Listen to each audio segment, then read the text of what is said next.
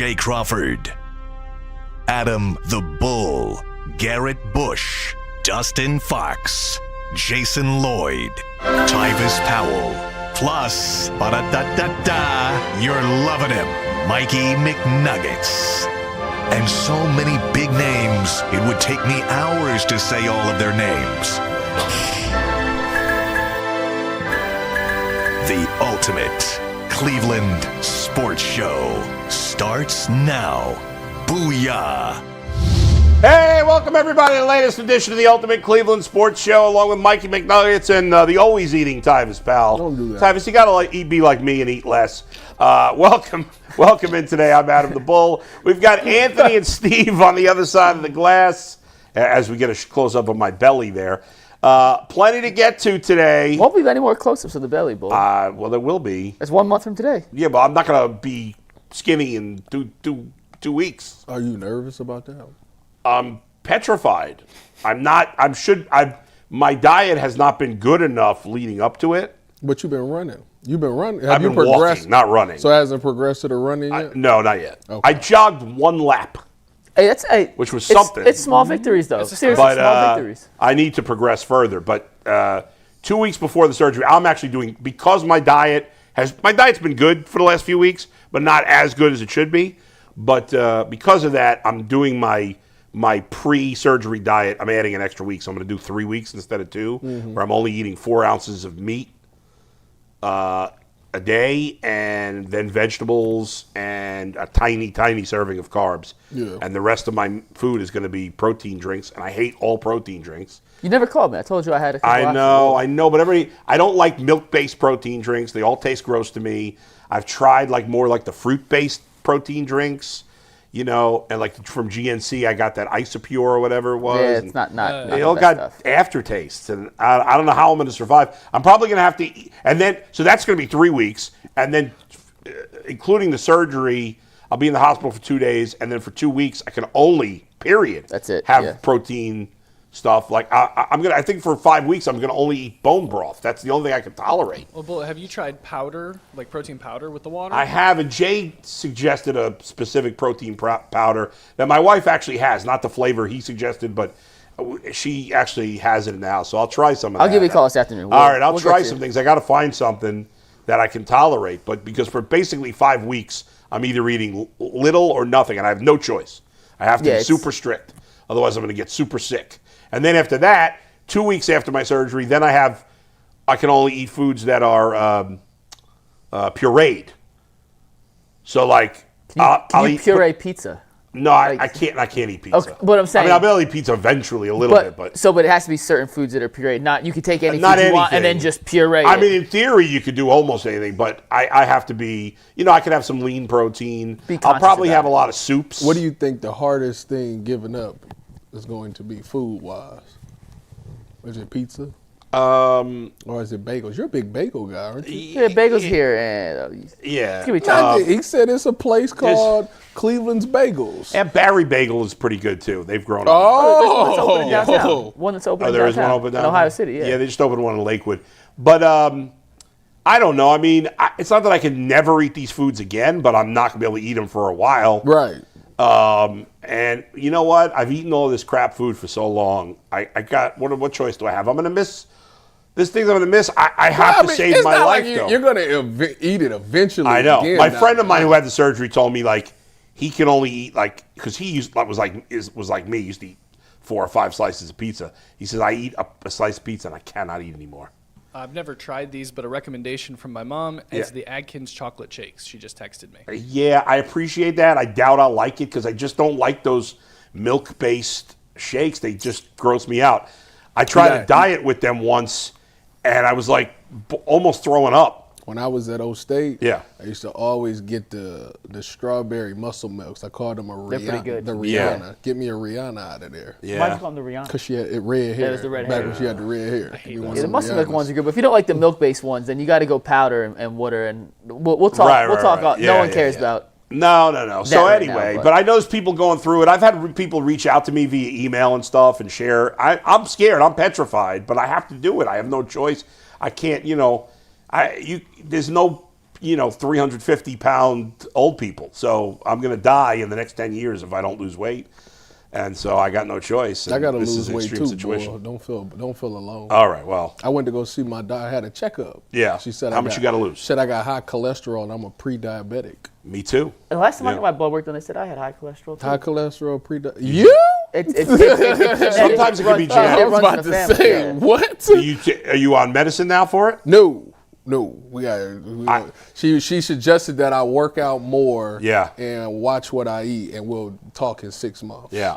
Well, you don't want to become diabetic, obviously. Well, my grandparents are diabetic. Right. It's like hereditary. What was the number that you got? I got to look on my mind. I think 6.5, I believe, means you're diabetic, and I've been at 6.4 for like 2 years. Just on the fringe. And I'm like, okay, well, I'm having the surgery. I take medicine for cholesterol. I just in the last year started taking medicine for high blood pressure, and I use a CPAP to sleep. So hopefully in a year I'll be done with all those things. Yeah. None of that. My surgeon, shout out to Dr. Kaitan from the UH. She's the head of their department, and she's doing the surgery on me. She said that she thinks I could lose 150 pounds in 18 months. Hell yeah. And be off all those medications. Hell yeah, that'd be awesome, bro. And that's the goal. That'd My ultimate goal is to lose, in a perfect world, I'd lose about 160 pounds. So what's the... I'll take 150. What's the ideal... Is it 200? My ideal weight would be 199, yeah. So anything sub 200 yeah. But I could, even if I get to 220, I could live, because you could be a little overweight and be old. You just can't be obese and be old. Yeah. I'll never see a 1 on the scale again. Yeah, you will. What are you talking about? I mean, you're tall. Well, you probably don't even need to be under 200. 260. You weigh 260 right now? Yeah. Outside linebacker Tyvis. That's what everybody say. You don't need to get down to. You just need. No, I want to go to 220. 210, 220. 220. 225. You have no need to lose 60 pounds at this Correct. Like, my wife wouldn't even want me under 200. Says you got to be 2 something to do something. That's what she said. So I like that. Well, you were 2 when you met her, were you? 205. I was 2 when I met her. I was 205. The league, I was 210, 215. Yeah. You don't look 260. No. 260. I can't shake it. I've been running on the treadmill, been doing burpees. I will say this though, Tyvis and I have worked out a few times in the KYC gym. Not that anyone should be surprised by this. Yeah. Strong as an ox. like strong. This is as strong as I've been. Like strong as an ox. Do you eat really crappy? No. Really? Not really. I don't do even you eat at home. I don't really even snack anymore. Do you guys go out to eat, or do you eat at home most of the time? No, majority of the time we eat at home. Yeah. Like only on the weekend, like Friday, Saturday, Sunday might be the days that we might go out because it's kind of like the weekend. But you're regimented. But during the week, it's usually it's some type of dinner. Yeah, but it's not like you have time for snacking. As he snacked on you did snack. Well, I didn't eat today. I've been up since 4:45. This is the first thing I've eaten. He did bring in 5 boxes of Thin Mints too. That's for Anthony. Stop! Don't do that. He walked in with 5 boxes of cookies. No, but Tyvis like strong as an like the 260 is putting a good use because strong as a freaking ox, man. And I think I can move some weight for my size, and Tyvis has 100 pounds on me. Yeah, when I threw them chains, when I threw that, what was that, 275, 255? 255. Something like that. Yeah. I was like, oh yeah, I'm in a different space. I wish I had this in the league. For 6 months after the surgery, I am not allowed to lift anything that's over 10 pounds. Oh God. Yeah, that's nothing. You can't lift nothing. I can't lift anything. We're gonna get both. Hey, goal for next year. Yeah. After a Tuesday show like this. Yeah, go work out. We go hit a little. I know chest that'll and be the goal. shoulders. 6 months from now, year from now. You can pick out the workout. Well, me and Ty will adjust to you both. I might have to hire somebody to help me in the bathroom though. Go ahead, Anthony. I guess on that note, we're gonna do some social media promotion. You've lost me, Bull. I'm sorry. All right, guys. Hey, we have social channels. Ultimate Cle Sports on Twitter, Ultimate Sports on Instagram, Ultimate Cleveland Sports Show over on TikTok. Me and Mike have been working on some ideas for behind-the-scenes stuff over the summer. It does not include Bull in the bathroom. Please go follow us. We're not going to be helping Bull in the bathroom during our behind-the-scenes content. You don't have to worry about that. Back to you guys. Let's talk about a heavyweight, Bull. I'm cracking myself up here. You like that transition, though? Yeah. We're talking about heavyweights in the Eastern Conference. Yeah. You know, I was talking about this morning. The Cavs are the 4 seed in the East, right? You've got Detroit, Boston, the Knicks, and the Cavs. I don't know, do they stack up with the top of the West? Probably not. But I do think right now, at least, and all these teams outside of Boston have a lot to prove in the postseason. But right now, the top 4 teams in the East all look like very good basketball teams. They're all playing well. I think all 4 have won 8 of their last 10 or more going into the break. The Cavs won 8 of 10 going into the break, or 9 of 10 going into the break, and only gained 1 game on Detroit in the standings because they've played great all year long. Detroit doesn't lose. Yeah, I mean, they're only like a game or 2 back of Oklahoma City for the best record in They have the the league. same losses, Yeah. just 2 fewer wins. They played 2 less games. Right. Cavs, I know the Cavs are 7 games back of Detroit, but 8 in the loss column. I can't, the power rankings came out. They were where? Where were the Cavs? They were 8th overall in the power rankings, Yeah. 4th in the East. We Do could we think debate, they can catch the Pistons? I think it's probably not Don't realistic. the Pistons come off to y'all like the Cavs last year? Yes. It's like Yes. 100%. nobody's really watched the Pistons, but like their record is so good that it's like, how is it's intriguing to see what they're doing. But like nobody has done a deep dive in to see like why the Pistons have been so successful. And it just seems like there's not a team that's going to get to the postseason and win it. Like I don't see them making it out the East. What Detroit's done incredible this season, and this is a staple of what JB Bickerstaff does, is they play incredibly hard every single night, regardless of opponent.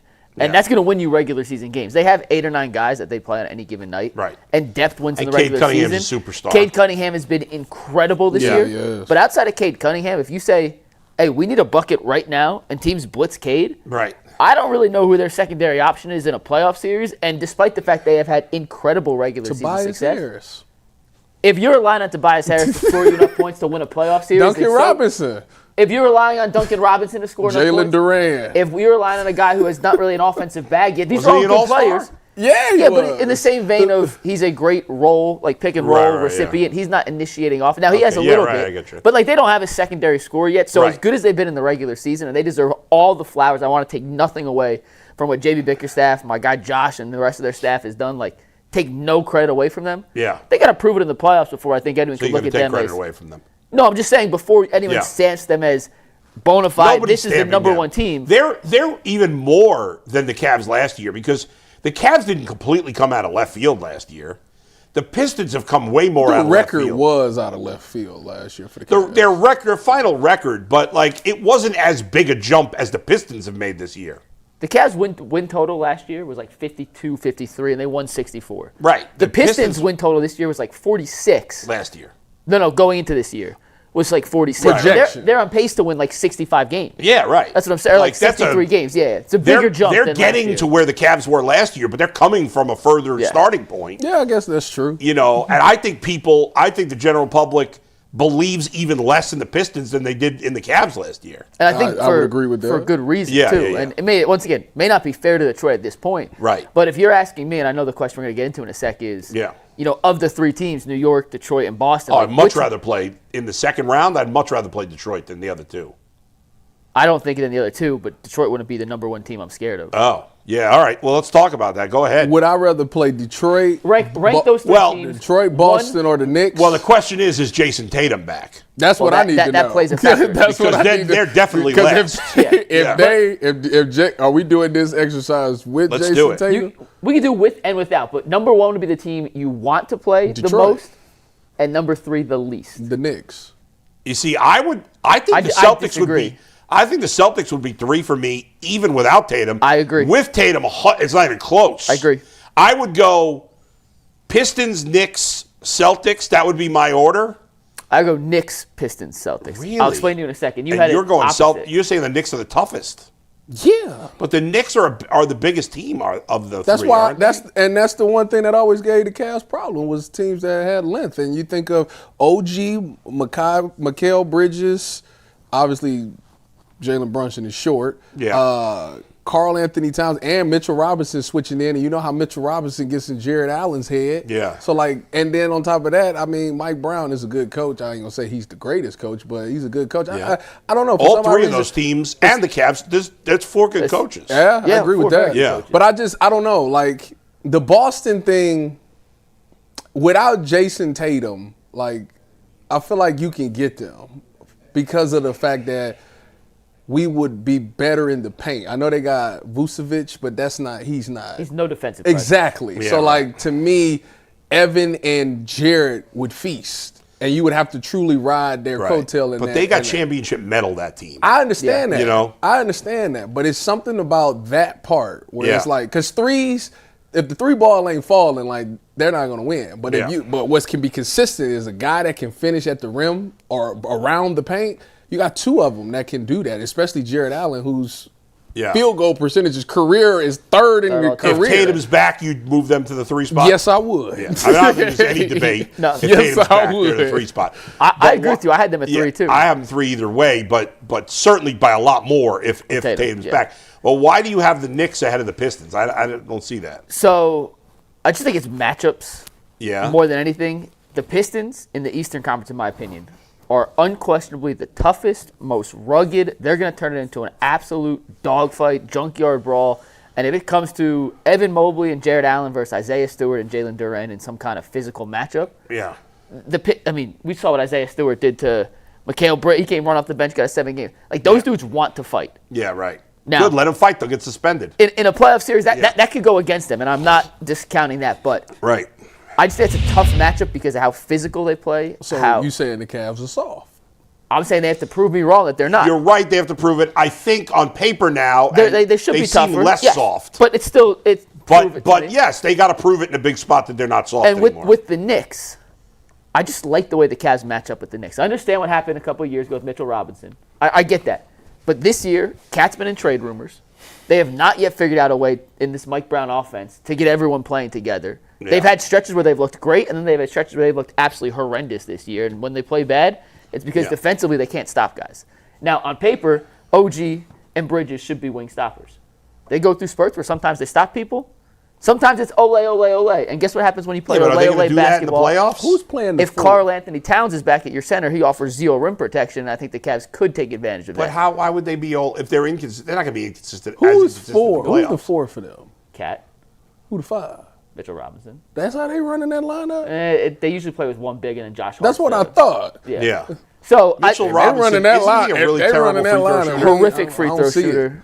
Like the worst in the league, right? One of the worst in the league. He brings you nothing offensively besides dunks. Now, he has terrorized the Cavs in the past. Yes. Terrorized them. He's going to kill you on them boards. Like, he is, but he's susceptible to foul trouble. Yeah. If I have to look at a team and say Mitchell Robinson's the X factor, as opposed to a team like Detroit, and it's a bunch of guys that I'm more concerned about physicaling and making the game ugly and stopping the Cavs' free-flowing offense, I just think they match up better with the Knicks than they do the Pistons. And it's not like it's a big gap. Don't you think the Knicks could keep up with them more offensively than the Pistons could, though?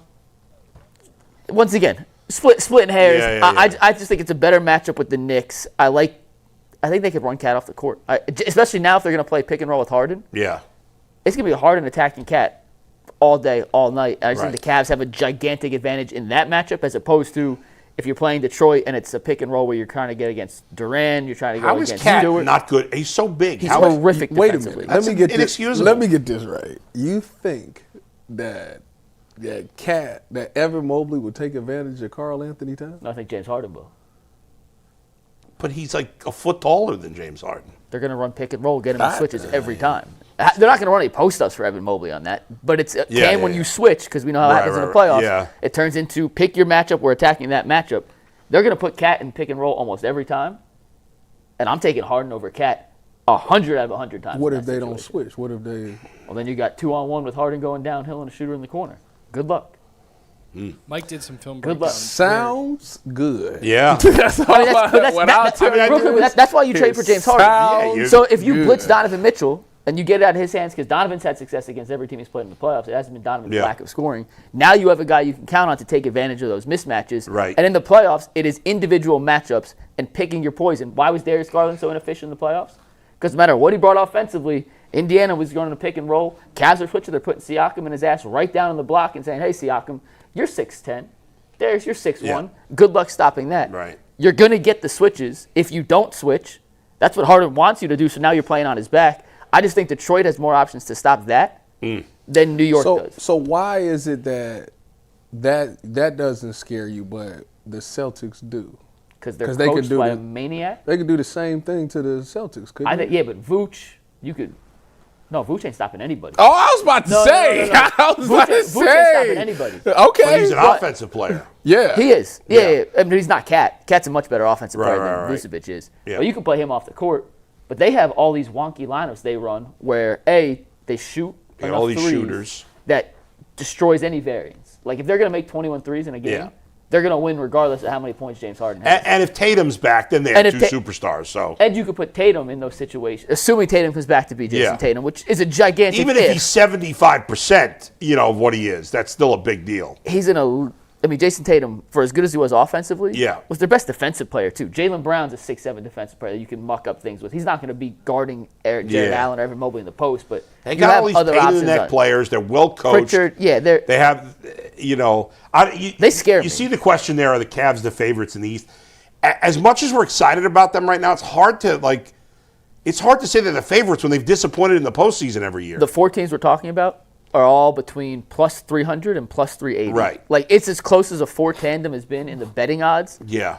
in any conference and as long as I can remember. If I had to bet on on who's going to win the East right now, I'd bet on Boston. If I had to, I guess I'd put the Cavs 2, and then the Knicks, and then the Pistons. But the Cavs have a lot to prove, and I think we all think they can win the East, but they've got to show us something, and not just I don't care if they win in the first round against whoever they play. I don't know, Atlanta, Orlando, or Well, it depends on what seed they. If they end up in the 4 seed, it could be them versus Philly, which would be a hell of a first round matchup. But now, once you get to the second round and you're playing either Detroit, Boston, or the Knicks, now we're serious. Now we find out what they're made of. Ty, who do you think's the favorite? The Knicks. And the Knicks, okay. I do. You, Mike? I would probably go Boston with Cleveland too. What are they saying about Tatum?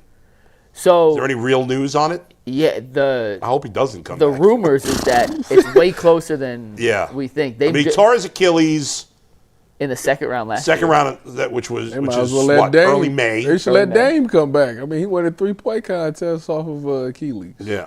Well. So they just now moved, you're almost at 10 months. We're 10 approaching months, yeah. 10 months. They just moved a Sunday night 76ers Celtics game that was supposed to be played at 3:30 into the primetime slot at 8 o'clock. This coming Sunday? No, it's in like 2 or 3 weeks. Yeah. Sometime in March. They moved them from So a that's regular speculation. game. And it's an NBC primetime game. Is he like doing drills and stuff? He's with the G League team right now practicing. Oh. NBC, which had the All-Star game, Yeah. I don't know if you happened to notice, but during the All-Star game ran this very well edited, very conveniently placed, like 3.5-minute package with practice footage of I didn't see that. of Tatum, an interview with Tatum. They Well, talked to the trainers. Yeah. This game's on NBC. Yeah. NBC happened to have all this footage. NBC shifted the game from non-primetime to Yeah. primetime. If he- I'm just saying the stars are certainly aligning with the. If he's already practicing, we got 2 months till the playoffs. Yeah. So He gonna be back. he's going to be back. I think he will. End Yeah. up Now, coming back. again, will he be a Jason superstar or will he be just a good player when he's back? And another thing to consider, Jaylen Brown's been incredible this season. Like you can make Right. the case, Will it negatively affect him? Jaylen Brown's been Because he's the man now. has been as good, and he's had a few comments this year where he's been like, "This is what I always could have done." Right. Like, and he, Yeah. but- and remember, there's, I don't blame him. because him and Tatum have worked. They've won a championship. Yeah. Jaylen Brown has always said, "I can be the best player on a championship team." Like he Right. said that out, and he goes, "I Right. love playing with Jason, but like I think I could be that guy." Yeah. He won the MVP of the Eastern Conference Finals the year they won the championship. He won did. NBA Finals MVP. Yeah. He's finally getting a chance to run his own team. This team was And he left played for great. dead. One Finals MVP. And Eastern Conference Finals MVP over Tatum when Tatum was healthy. He's finally funny. getting his chance. The Celtics were written off for dead. They're Right. currently the 2 seed in the East. Right. He's playing out of his mind. Yep. How is that now going to come back Yeah. and those egos going to mesh? And they've made it work before. I'm not saying they can't make it work No, again. but they got to. It's I mean, but the certainly Cavs have their something own to things to think- deal with in that vein. Yeah. With James Harden and now Mobley, and Mobley's off the injured list. Is he going to play he tonight? practiced yesterday. I bet he plays tonight. Kenny said it'd be a game time decision. They're going to Yeah. go through warm-ups today, see how he feels. It's a good But time I'd to play expect- him, and then you sit him tomorrow. Yeah, Because tonight you're playing the Nets are the worst team in They're the league. 16-point favorites tonight. The God Nets are the almighty. lowest scoring team in the NBA. The Cavs are the second highest scoring team in the NBA. I saw it at 16.5. It's been going up and down. It started at Yeah. 15 yesterday. It's up to 16. I would stay away from that game. I would touch that. I'm not laying 16.5 against, That's not in the modern That's NBA. That's a lot of points. And the Nets have been feisty. Like, they've had a couple games where they've just gotten absolutely blown out. Anybody watch St. John's with their 12th straight game against Marquette last night? Did not. Where were you? Did you? I did. You did. I did. They Big East record is 14. UConn lost again to Creighton. I saw that. It's been a lot of upsets in college basketball the last couple of days. It's been a great college basketball. We talked a little college basketball. I'm still on the yesterday. Darren Peterson thing. You see him check himself out the game yesterday? Yeah, hit the three and then, hey, nuts. get me out. That's a 18 minutes, 23 weird points. situation. I finally saw the ejection from the coach last night, and I thought that was crazy. Which one? We were going to talk about it, I think, yesterday. The Mick Cronin Cronin thing? thing? That guy is such an ass. I heard the clip. You finally heard it? Yeah. What a jerk. The dude didn't raise his voice at all. First of all, even if he raised his voice, you're not his dad. Yeah. You're not his teacher. What do you mean? He's berating the guy. The guy says something back, and he's like, don't raise your voice. I would have told him to F himself. If I were that guy, I would have said, go F yourself. He should have said that. Mick Cronin, you're a garbage human being. On that note, Anthony, what do you got? Guys, I want to tell everybody that Earl did a 216, and he posted it today. I think that went live this morning for everybody to go watch. He brought on Ethan Sands to talk about a little bit of the Cavs second half. So if you want some more Cavs coverage, go check out Earl's new Ultimate 216. And now we're going to get into a little bit of a sad goodbye as Wyatt Teller says goodbye to the city of Cleveland. Yeah, Carly Teller, Wyatt Teller's wife, posted on Instagram a goodbye, kind of like what David Njoku did. There you see it. Thank you, Cleveland. The Browns stole Wyatt Teller. I don't know if you remember the trade, but it was Dustin reminded me this morning that we were at the Barley House when the trade went down because it was the day of a Browns preseason game in 2019. They traded for him in 2019, correct? 2019. The Browns He's been here for that long? Yeah. 7 seasons in Cleveland, yeah. The Browns traded a 5th-round pick and a 6th-round pick for Wyatt Teller and a 7th-round pick. Great deal. And he was a top guard for a number of years. Now his play has started to tail off. In 24, he was sliding downhill. Last year, he was not very good. And I don't blame the Browns for moving on here, even though they have nobody on the offensive line. Because Wyatt, the one thing that really the only compliment I'll give Andrew Berry is that for the most part he's done a good job getting rid of guys when they're done. And it's sad. I tweeted that it was sad. It's unfortunate that it ended up this way. That wasn't a criticism of the Browns. It's a bummer when there's a player who, loved playing here and was a good player for the most part. When he leaves, I get it. That's the business. It's probably the right move, but it's still sad. Yeah, I mean, this was written on the wall. I mean, they benched him last year, so it was like, and then they had to have a whole conversation about how can we continue to get him in the thing. So they started rotating him in with guys. So at that point, you kind of knew that was probably going to be the end of Wyatt Teller, and it was his contract year. And I mean, for him, I'm with you. The Browns, one thing, we criticize the Browns on a lot of things, but when they move on from somebody, the dude is. Usually they're washed, Except for quarterbacks, which, whatever. Well, we'll see. Yeah. Don't do that. The man that had like 2 back-to-back 4,000 yards. Baker's seasons. a good NFL quarterback. He is. You're right. Anyways. Is that unfair? I said Baker wasn't a veteran when they got rid. Like the That's guys, true. They weren't getting rid of him because they thought he was washed up. The guys that they've gotten rid of in the Wyatt Teller situation. Jacoby Brissett. He was a backup, but Yeah. He just balled last season. Yeah, but nobody wants him to be their starter. But it was like Amari Cooper, it was a Darius Smith, like Nick Chubb. Nick like Chubb, those kind of at the end of their careers. Yes.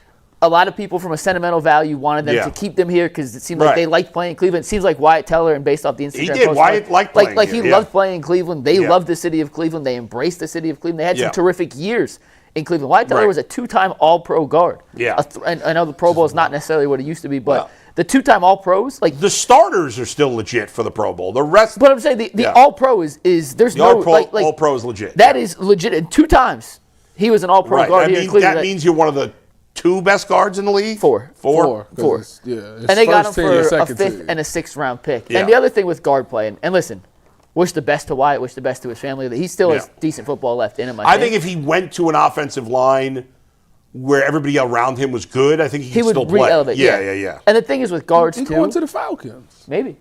No, what are you talking about? It was Stefanski that benched him. But it was the Stefanski system. Nah, he ain't going.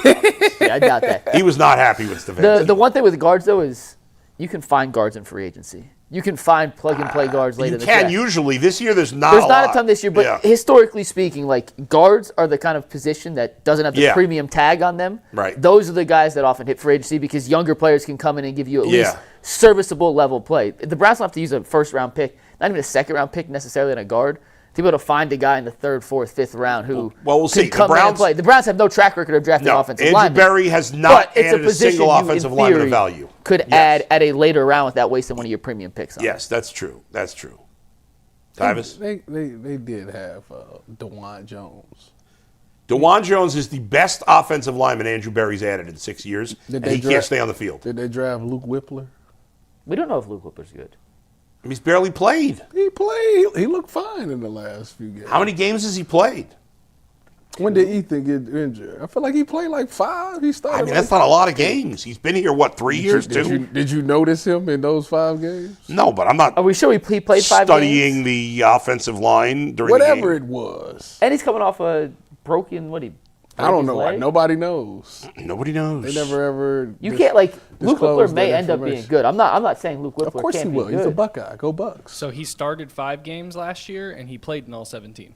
Yeah, but that doesn't. He played 5 games. I know he. He's at special team snaps. Yeah, but he's been here 3 years, and he started 6 games. Ethan Pochik was in front of him. But if he were that good, he would have played. I think he's a swing guy. I think he plays guard too. The point is, they don't have a proven starter. After 6 years, there's not one proven starter on the offensive line. The only swing and miss has been Zach Zinter. Well, they haven't taken a lot of swings, and that's a huge mistake. I agree with you. Yeah. I ain't here to argue that part. Yeah. I agree. So moving off of Wyatt Teller, though, like I said, I understand it. I mean, he's old. That is a position that you can get an All-Pro guy in the 3rd round or the 4th round if you want to. He was a 5th round pick. So it ultimately comes down to your coach, the offensive line coach, how he develops those guys in the scheme. You got to go get a guy that fits the scheme. And to me, I think Wyatt Teller's play diminished a little bit because at the beginning, 2020 and 21, that's prime Kevin Stefanski scheme years where it's under center, play action, over routes, all of those things, run the ball, zone, all of that. And as we got further away from that, his play diminished more. And to me, I think that was just a sign of that. Obviously, he's got some age things going on. He's been banged up. But he was always one of those guys that tried to stay in there no matter how hurt he was. Tough SOB. He was also a better run blocker than pass exactly. blocker. And we became this big pass team because we needed to be more explosive in the passing game when we got Deshaun Watson. So there it is. I do feel like guards, real quick, fit certain schemes more than tackles do. Like, and Ty, tell me if I'm wrong, but when you have guys like a Teller, who's more of a mauler, right? And you've seen other guards, I mean, Batoni was a mauler, but he was just a great all-around guard in general. Like they fit certain schemes more than the tackle, and the tackle is more don't let the quarterback get hit.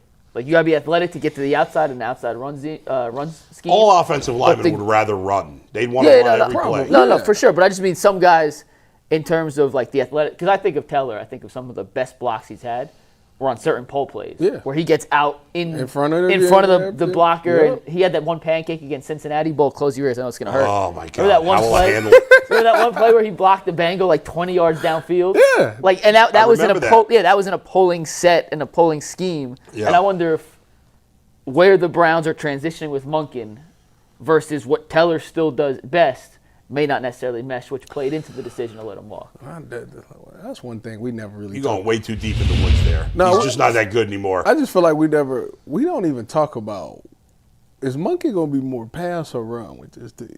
It's going to depend on personnel. The personnel. I mean, this team right now, as currently constituted, well, I was going to say their strength is running, but they have no strength on offense. But if you had to say what it would be, you'd want to run. They don't have a proven quarterback, and they have, their best pass catcher is a tight end at the moment, or a wide receiver who had a terrible year. Quinshon Judkins has the ability to be a top back, I think. So, but he's hurt. He's coming back from injury. Right. But when you have a big question mark at quarterback, you always want to lean on the run. Yeah.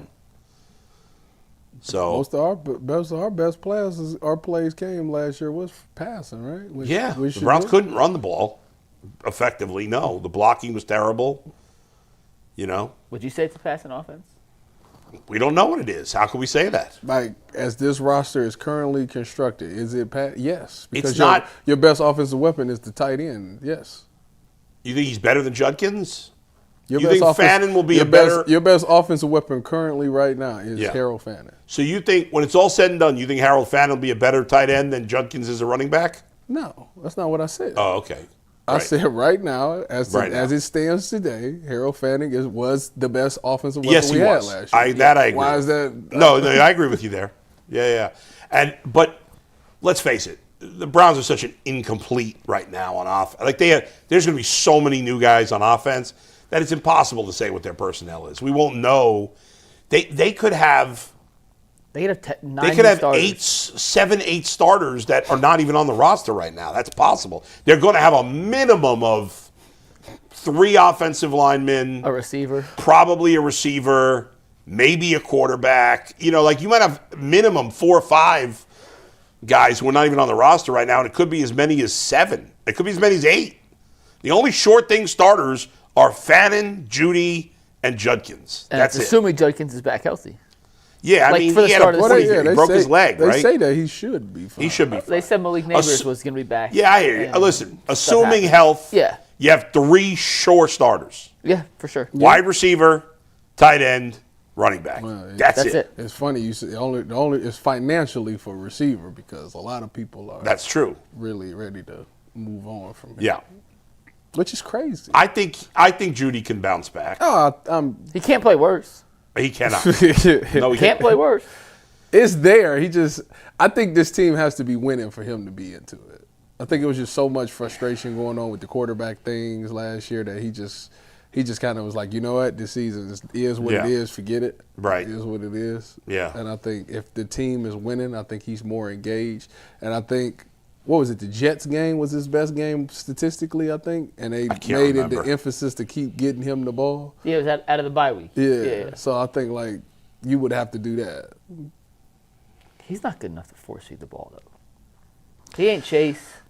He ain't Jefferson. He ain't Puka. They can't force. Yeah, they're not going to do that. He really had no other All right, later we'll get to the first the win totals. Win totals are out from DraftKings. Oh, man. And we'll tell you what the Browns' win total was or is at this point. I mean, it's early because you got so much that has to happen. Pre-draft, yeah. We don't even draft for agency. But first, let's talk about a possible Browns trade. You need to say anything there, Anthony, or should we just? No, actually, let's just get right into it. We can go right to it. So the Cowboys, I'm going to read this. Mike sent this last night. Cowboys have picks 10 and no. Cowboys don't have pick 10. The Bengals have pick 10. 12 and 20. 12 and 20. So the graphic's going to be wrong. Yeah. The Cowboys have picks 12 and 20 in the draft. If they called the Browns, imagine that says 12 and it not 10. should say 12, not. I wrote a 10 and then copied a 10. It's 12. It's 12 and 20. If they offered the Browns picks 12 and 20, and drop that. It's wrong. Yeah, just take it down. 20. Drop that.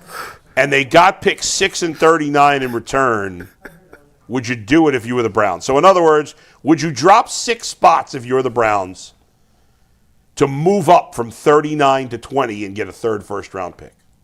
Okay. That's a hard question to answer, but go ahead, Tyvis. Would you trade the 6 and 39 pick for 10 and 20? It's 12. It's 12, 12 not 10. and And fix the Super, too. I screwed this all up. It's all on me. I got it. Yeah. 12 and 39 for 12 and 20 for 6 and 39. Would you do it? That's not bad. I think I would. Should say 12 and 20. This happens when we have a producer. Oh my Is it God. 12 and 20? Okay. Yeah. It's 12 and 20. Yeah. I think I would. Doesn't it depend on who's available? Like, I wouldn't make that trade Ahead of until the time. 6th pick was up. I agree. I wouldn't even this consider is it. on the clock. This is when you watching it and they say the pick has been traded. That's this decision. I saw a clip of our show on Tuesday when I was not here, and you said about drafting, what's his name? Carnell Tate. Oh, Caleb Downs. Right. as crazy as it is for the Browns to take a defensive player, I'm with you. If they are at 6 and they're not enamored and they think Caleb Downs is a once in a generation safety, Yeah, take him.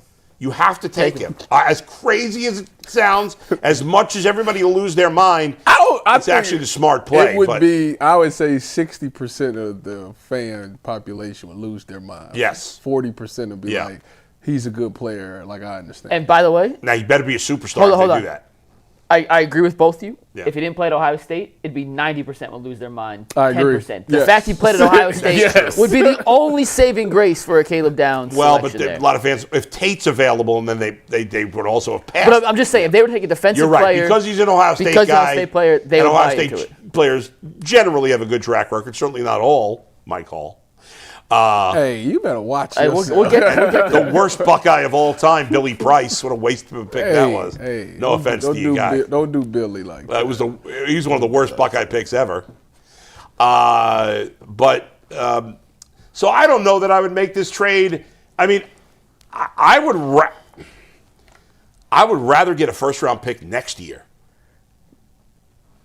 I mean, ideally, if you're moving down, that'd be the end goal. 3 first But you would have in this scenario, if they were to do this. Next year, I know everybody says this, but I was listening to a podcast with Mina Kimes and Field Yates. Mm-hmm. Two people in this business, and you know me, I crap all over a lot of people in this business that I don't like. I like the two of them a lot. Okay. And Field Yates says, listen, I know people say this every year. He goes, but I'm telling you, the 27 draft is going to be the draft of drafts. Yeah. Not just quarterback. Receiver. He said it's going to be one of the most loaded drafts in modern history. Jeremiah Smith, no matter what. He goes, if I'm a team, I'm trying to get as many high picks in the 27 draft. So if I'm the Browns and I'm going to trade down from 6 to 10 with Cincinnati, 6 to 12, those are the spots. Because the Bengals and the Cowboys at 10 and 12 are the two best teams that stink on defense. And they're both desperate probably to get a player like Caleb Downs. Or David Bailey if he happens whatever. to be there. The Bengals, I don't know if the Bengals would trade up. They almost never do that. The Cowboys certainly are an aggressive team. If the Browns have an opportunity to get a first-round pick in 27 by trading down, I think it makes a lot of sense. I do too. But that's not the question here. Now, if you're the Browns, would you rather trade? You'd rather trade down with Dallas, probably. 12, 20, but the Bengals and have 20. a higher pick. I don't know. You would have 12, 20, and 24. Well, I'm saying next year, but in this scenario, yes. Yeah. So what would you have three of the top 24 scenario, picks. If this was the actual offer, 6 and 39 for 12. I would have to. Here's the problem with just answering this question. I don't. First of all, going from 6 to 12, you lose your opportunity to get those top 2 wide receivers that everybody's talking about, right? And Caleb Downs or whatever. Here's the question. A lot of times, picks 20 to 39, there may not be a huge gap in the talent in that spot. So I don't know, is it worth dropping 6 spots? Is the player you're losing from going from 6 to 12 worth moving up from 39 to 20? So we're answering this in a vacuum without knowing how the Browns are thinking. Right. In a vacuum, I'd say I wouldn't do it. I need to see. Go ahead. Well, to me, it comes down to what the Browns board looks like. If they believe either Caleb Downs, David Bailey, Carnell Tate, whoever, at 6 is significantly better than anyone they could get at 12, then you don't move down. Right. If you think one of those guys who would be available at 6, who clearly would not be available at 12, is worth that selection, then you don't do it. Yeah. If you think there's 5 elite players in this draft, and I'm just using that number because the Browns are picking at 6, and they have 5 guys who they have the blue chip, can't miss. If he's there, we're taking him, label on. And those 5 guys are gone, then I think you make the trade because you'd rather have more bites at the apple in that range, and we don't know what the Browns board looks like. Right. Also, it's like you're not getting an extra pick. No, you're just moving up later. Now, you're moving down 6 to move up 19. Right, but moving down 6 from 6 to 12 to me is a bigger deal. It just depends on how they view the top of this draft. And I just think you could get a first-round pick maybe for next year. Maybe I'm crazy. I think every team's looking at 27 with that same idea. Yeah, this is gold, You're right. and people, we're going to be hesitant, especially if you're not moving up for a quarterback. Yeah. If you're moving up for Caleb Downs, the historical precedent of teams trading up for non-quarterbacks. Yeah. Which is what makes the Browns deal last year, moving back from 2 to 5 with the team moving up to not take a quarterback. So much of an outlier. Yeah. I don't know if you could. Obviously, I would love to get a 2027 first-round pick. That would be the ideal outcome. I just don't know how realistic that would be, as opposed to something like this, where at least you could talk yourself into why it would make sense for both teams. I would say I wouldn't do it unless. If I were the Bengals, would you make this trade? Because I want to get Caleb Downs on the Bengals. Okay. Would you make this trade if you're the Browns? You flip 6 and 10, so the Browns only drop 4 spots instead of 6.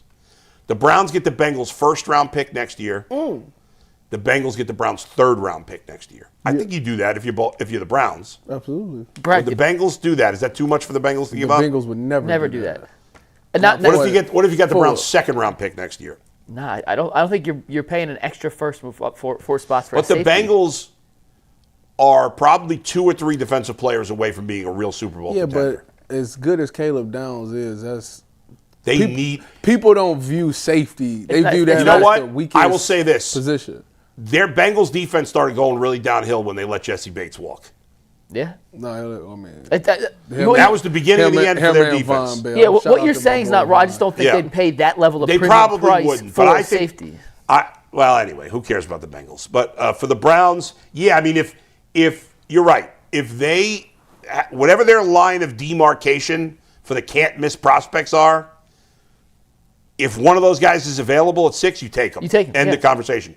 If you have 13 guys on that list, then you might trade that. You do the trade in a heartbeat. Then, right. That's what but if you have 4, but if you have 6 and one of them's still there, I'm not messing around. I was looking at I remember the last time the Browns had 3 first-round picks. That was 2017 when they took Myles Garrett, Jabril Peppers, and Njoku. Yeah. And I was trying to see what they did to get that last first-round pick, because I remember Njoku was the last one. Yeah. I know when they traded with Houston, I think Houston had 2 first-round picks in that draft. Was that the Brock Osweiler trade? No, they got a second for Osweiler, not a first. The Browns bought a second-round pick from the Texans. Or was it the Broncos? Who had Osweiler at the time? Broncos. What year? No. 17. Brock Osweiler came from the Broncos to us, right? Yes. I'm pretty sure. But then the Browns... How did the Browns get 2 first-round picks? The Browns took Brock Osweiler. Yes. With a second. They basically bought a second-round pick. They bought a second-round pick. So they must have traded the second and the future something. I don't know. I don't remember. Move back up to get Njoku. I guess. Njoku was the 27th pick. Was he 27? Was he? Like 29. He wasn't worth a first-round pick. I know that. Dang. Neither was Jabril Peppers. Dang. And Miles wasn't the right number. I mean, the Browns have, let's face it, they've blown almost every first-round pick they've had in the last, not all of them, but Miles, Denzel. Those were good picks. Nick Chubb was a good first. Oh, Nick Chubb was second round. Miles was obviously a great pick, but Joe Hayden, Joe Thomas. Yep. Were good first-round picks. Mason Graham, we'll see. He wasn't worth being picked that high, but he's probably a first-round pick. Have the Browns blown? Well, if you're going off that logic, yeah. I mean, Miles is obviously an incredible player, but he shouldn't have been. Mahomes was the number one pick in that draft in a redraft. It should have been, even though he's a disaster now.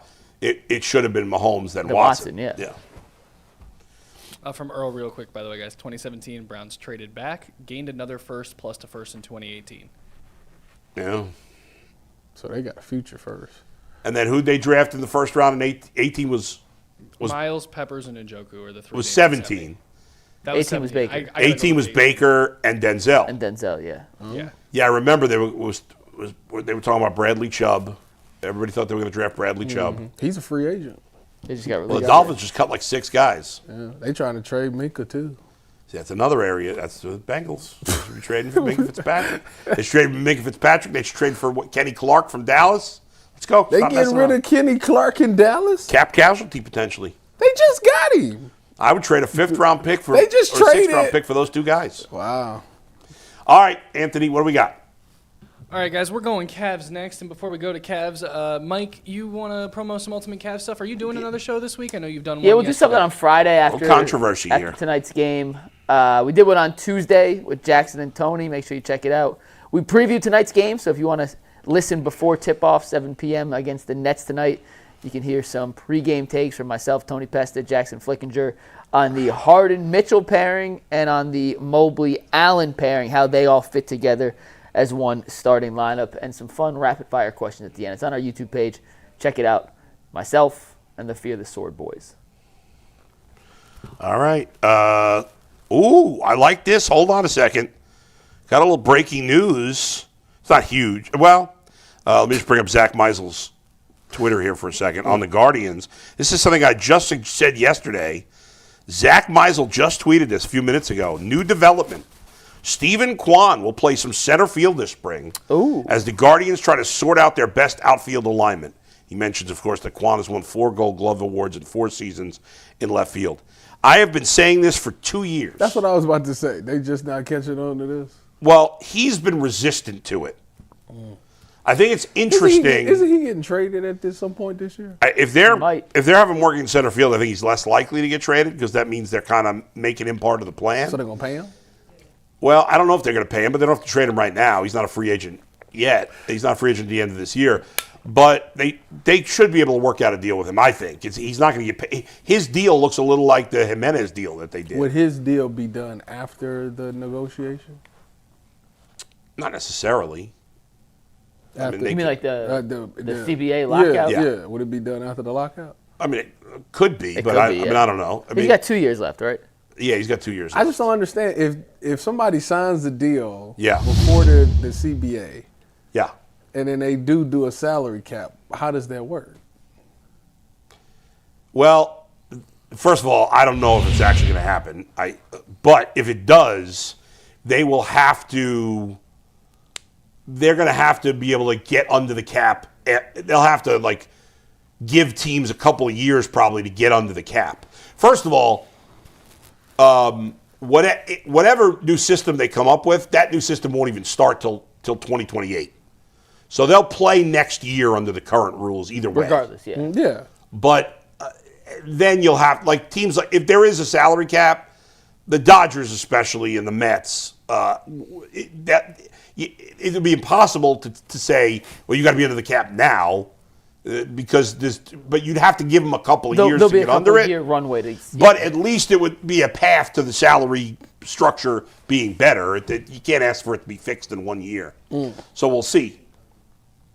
What was that? Stay Guardians since this Kwan news dropped? Let's stick with Guardians here for a second. We'll get back to the Cavs later. First of all, I like this a lot because Chase DeLauder, when he came up and played in the postseason, he played center field. And Chase DeLauder has a terrible injury history. Yeah. And you want to keep him healthy because he's got a big-time bat. Those numbers are, don't look that impressive, or at least the home runs and ribbies don't, because he didn't play that much. You look at the OPS, 852 is very good. Now, you're more likely to be able to keep him healthy playing left and right than center. Center just takes a lot more out of you. And he's good enough, he's talented enough to play center. But Stephen Kwan should have always been a center fielder. It's ridiculous that he's played left. I get it that he's comfortable in left. Well, he's got to get his ass comfortable in center. Yeah. He's a center fielder. Yeah. He should be a center fielder. And even if he doesn't win a Gold Glove, who cares? He'll still be good defensively. You're not going to – if you're the best left fielder, you're not going to be terrible at center field. He might not be the best center fielder, but he'll still be a good center fielder. And it's better for the team if he plays center. That's good. Now it even makes more sense. If Stephen Kwan's – now, Zach said he's working out there. It doesn't mean he's going to play center at all, let alone all the time. But now if Stephen Kwan plays center, that even more opens up a spot at DH for another player that you could bring from outside the organization. Because now you could just play DeLauder in left, and you could, Manzardo at first, obviously. And this way, you could kind of platoon Kafis and Valera in right field, and then get a DH. Do they play right field? Yeah, they can play right. Yeah, they actually. Valera does. Valera's a natural. Kafis can play the outfield, but you could use Kafis sometimes at first, sometimes at DH. You could DH. You'll have some flexibility. You have way more flexibility, and that's right. I keep going back to this with Kwan, and I think we've talked about it a lot on the show, and you and Zach have talked about it a ton on the Ultimate Guardian show. The corner outfield spots are spots for power hitters. Not always. Yeah. Not always. It's not. Certainly not with the Guardians. But it just makes more sense with Kwan and his hitting profile and his ability. To your point, he may not be the greatest center fielder in the world, but he's good enough in a position of more value in center field than he is in left field for Cleveland. And you're able just to have the flexibility to mix and match so many other things, including, and I'll use Rhys Hopkins for an example, because that's the guy you've brought up a couple of times here. Yeah. You could bring him into the fold, and it's just another bat that you can play in the lineup without pigeonholing someone into a position they don't necessarily fit. And on top of that, the chase ladder injury stuff, I think, is the most important part of it. Right, that's why you want to have need him to stay healthy, and he has a better chance of staying healthy in a corner outfield spot than he does in center field. If you signed Rhys Hoskins or Tommy Pham, I'd like to see them sign one of those two guys. You're still going to get – Chase DeLauder's still going to play every day if he's healthy. Manzardo's going to play – when I say every day, if they're healthy, they're going to play 145-plus games. Yeah. Kyle Manzardo's going to play every day. Kafis – Valera, who people want to see, they're going to get plenty of at-bats. But those guys, we don't know if they're everyday players in the big leagues. No. We don't know if DeLauder is, but the assumption is he will be. And you know what? Let's say that Kafis and Valera are so good that you want them to play every day. That's a great problem to have. It is. And whoever you're signing, whether it's Hoskins or Pham, it's only a one-year contract. Yeah. So if the Guardians have too many hitters, we can live with that. Well, That would be unbelievable. Round of applause. Yes. So, and Bazana hopefully is ready to go by the summer. I was reading a nice article about him at MLB.com. He's playing in the World Baseball Classic for Team Australia, and I thought it was Jim Callis, or one of the writers at MLB. These guys are like minor league baseball nerds. They really are high on Bazana. I think he's going to have a big year this year. Everybody seems to think he's going to be in the big leagues, sooner rather than later. So there's a lot of potential with the young guys, but just get one more veteran presence in that lineup. Jay didn't go out to spring training this year? He's going. He is. He's going later this year. He's this year. still going, yeah. Okay. Yeah. Well, with that news and the idea that they could add more, hitters to the lineup now, with the Guardians topic we're going to do later in the show, that we might as well just kind of ease our way into is let's ease. Only 2 Guardians hit 20-plus home runs last year. Jose had 31, Manzardo had 27. Yeah. How many you think hit 20-plus home runs this season? 3, baby! It would have been 4 if they times? never got rid of Big Christmas, but that's a whole nother story for another day. I got 3. Yeah, who's the third? You ready for this one? Bo Naylor. I mean, no, I'm not going to. Go ahead. I'm going to say, this is what you can clip this, because we're going to come back and y'all going to call me a prophet. I missed last year, but I'm back. Stephen Kwan. 20 home runs from Kwan, huh? 20 exactly. Remember, save this. Remember I said that. 20 home runs for Stephen Kwan this upcoming year. The last time you made a bet on Stephen Kwan's bat, it did not pan out well. What, the 400 thing? Yes. 400 coming back this year too. He going out to, he trying to get paid. 420 home runs. Playing center field. Come on now. So I think it's going to be 4. I'll actually go one higher. Oh! I think we're doubling up, Bull. I got the Guardians Kool-Aid run through the veins today. I'm sitting in G. Bush's chair, the knees be shaking, the fingers be tingling, the knees. No, I got Jose hitting 35 this year. Yeah. I got Kyle Manzardo hitting 31. I got Chase DeLauder, who's going to play enough, hitting 23 home runs. Never hit anywhere close to 20 in the season. And guess what? He never played a full season in the major leagues yet. He's never played a regular season game in the major leagues yet. Well, that's the most confidence I have in my guy CDL. Yeah. And give me Bo Naylor with 20 on the dot. Oh, my God. You had me until Bo Naylor. I'm drinking. Listen, I feel like the reverberations from GC just be shaking right now. Stephen Kwan, 20. Bo Naylor had 14 last year. He hits like 220. He's hitting 20 dingers. I want to be optimistic. I can see him getting 20 dingers. If you say 1 ball, I'll fight you right now. No, it's going to be. He going to say 2. He going to say the 2. Chase DeLauder clearly has the ability, but in 3 years in the minors, he has not played more than 57 games in a season. Well, shorter seasons. Gives the context. So would you say... It's not much shorter. Stop cherry picking stats. What are you talking about? Wait, are you saying that you only going with 2 people? 2. Who? Same 2. But would you say that Chase is the third, the close? If Chase DeLauder plays 130 games in the majors, 33 homers. he'll hit 20 homers. But I'm just not confident he's going to be able to do that. Why you a hater? What did not a Brian hater. Rocchio finish with last year? Not enough. 9? Gabby is. He had like 13. I know. I needed 17 out of him. He couldn't get has potential. done with him. I just don't see anybody else. Now, if they sign Reese Hoskins, he'll hit 20. Stephen Kwan going to get 20. So Nah. More likely, Kwan or Naylor. Naylor. But I'm going with No, Kwan. I would say Kwan. Really? Kwan Yeah. can actually hit the ball. Kwan's, That is true. I just How many for Anthony Hedges? off the top rope. Hedges with 2. 2. And how many do you think Hedges gets? Maybe 3 if he's lucky. I'll go one higher. All right. I'm not expecting him to sneak Again, one I of think these. the Lauder's their best chance at a third guy, but he only has 20 home runs in 3 minor league seasons. He's played the equivalent of about 1 season and hit 20 home runs, So, If Stephen Kwan which hit, means if he played a whole season, he might hit 20 home if runs. Kwan hit 20 home runs, I want to be featured on the Ultimate Guardians You will show be. with Okay. you and Zach. You got it. And when you introduce me, you say we have baseball insider Okay. Tyvis Powell. Done. the prophet Bet. has spoken. That's how you want me to introduce What does Kwan have in his career? Like 40 homers? Well, he had 36? 36? Sorry. I think it is. 34? Sending He a just, message. and just had the graphic up. That's how 30, big- Oh, you had his 36. career? yeah, 34, So he's 36. got 30. 36. In how many games is that? I mean, it's got to be 4 seasons. like 500 500 plus games, games. He on He has that. 583 games played. He's on that Yeah, stuff. so that's about like what, 145 per year?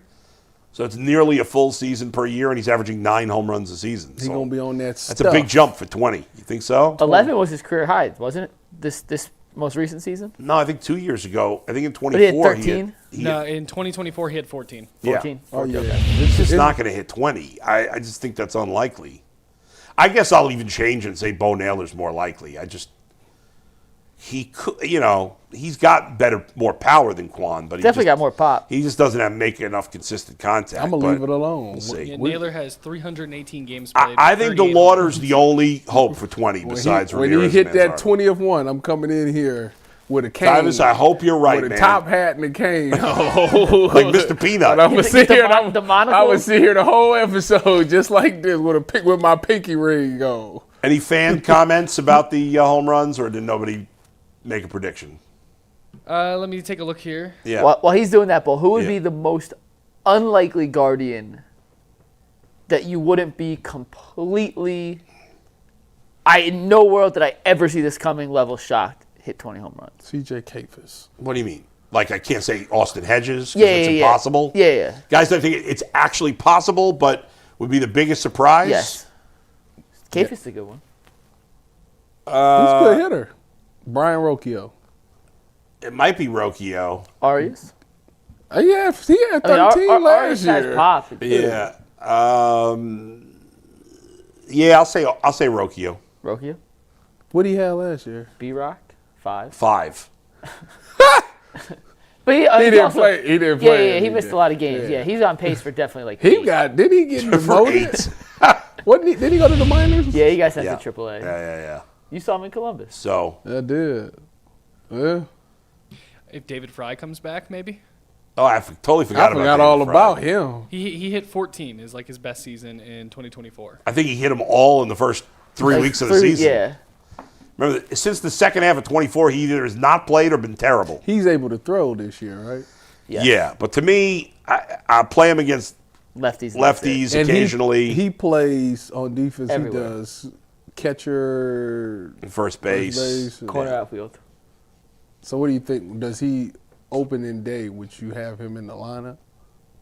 Remember you freaked out about the opening day lineup last year? I freak out about the lineup every day on the year because their lineup sucks for the last 6 years every day on opening day. Oh my god! This guy? Well, This they guy? started Hedges on Oh, opening because they start day. Hedges on opening day. But and they did something else, and then you're like, okay, that makes it like Yeah, I don't know. maybe Manzardo Fool didn't me start. so dramatic. Well, I was getting annoyed every time Manzardo didn't play last year, Yeah. and I was right because he You was were- their yeah. second best player. Yeah. He was. He's better than Kwan. Yeah, he overall. was. Yeah, Certainly as a it hitter. was some weird stuff going on. Yeah, I forgot Although about that. they started platooning every opportunity. I know. They were so like annoying. Stephen Vogt's addicted to platooning. He loves the platoon. Now, in his defense, he doesn't have a lot of No. everyday players. Well, So in what choice does in he his have? defense, It worked. when Manzardo went out there at first base, worked he in 1 was month. horrendous. Yes. He was Yeah, I was horrendous. I'm sure he's been working hard on it this Two-time manager offseason. of the year, bro. He is. That's true. I was looking at the depth chart, and there's not a lot going on here. No. So nobody's. I think Chase DeLauder's the only guy I could see hitting 20 home runs David if Fry. he plays. David Fry's not going to hit 20. They Stephen have a bunch Kwan of guys that'll hit hit between 20. 7 and 17. If they faced 162 lefty starters, Would David Fry hit 20 home runs?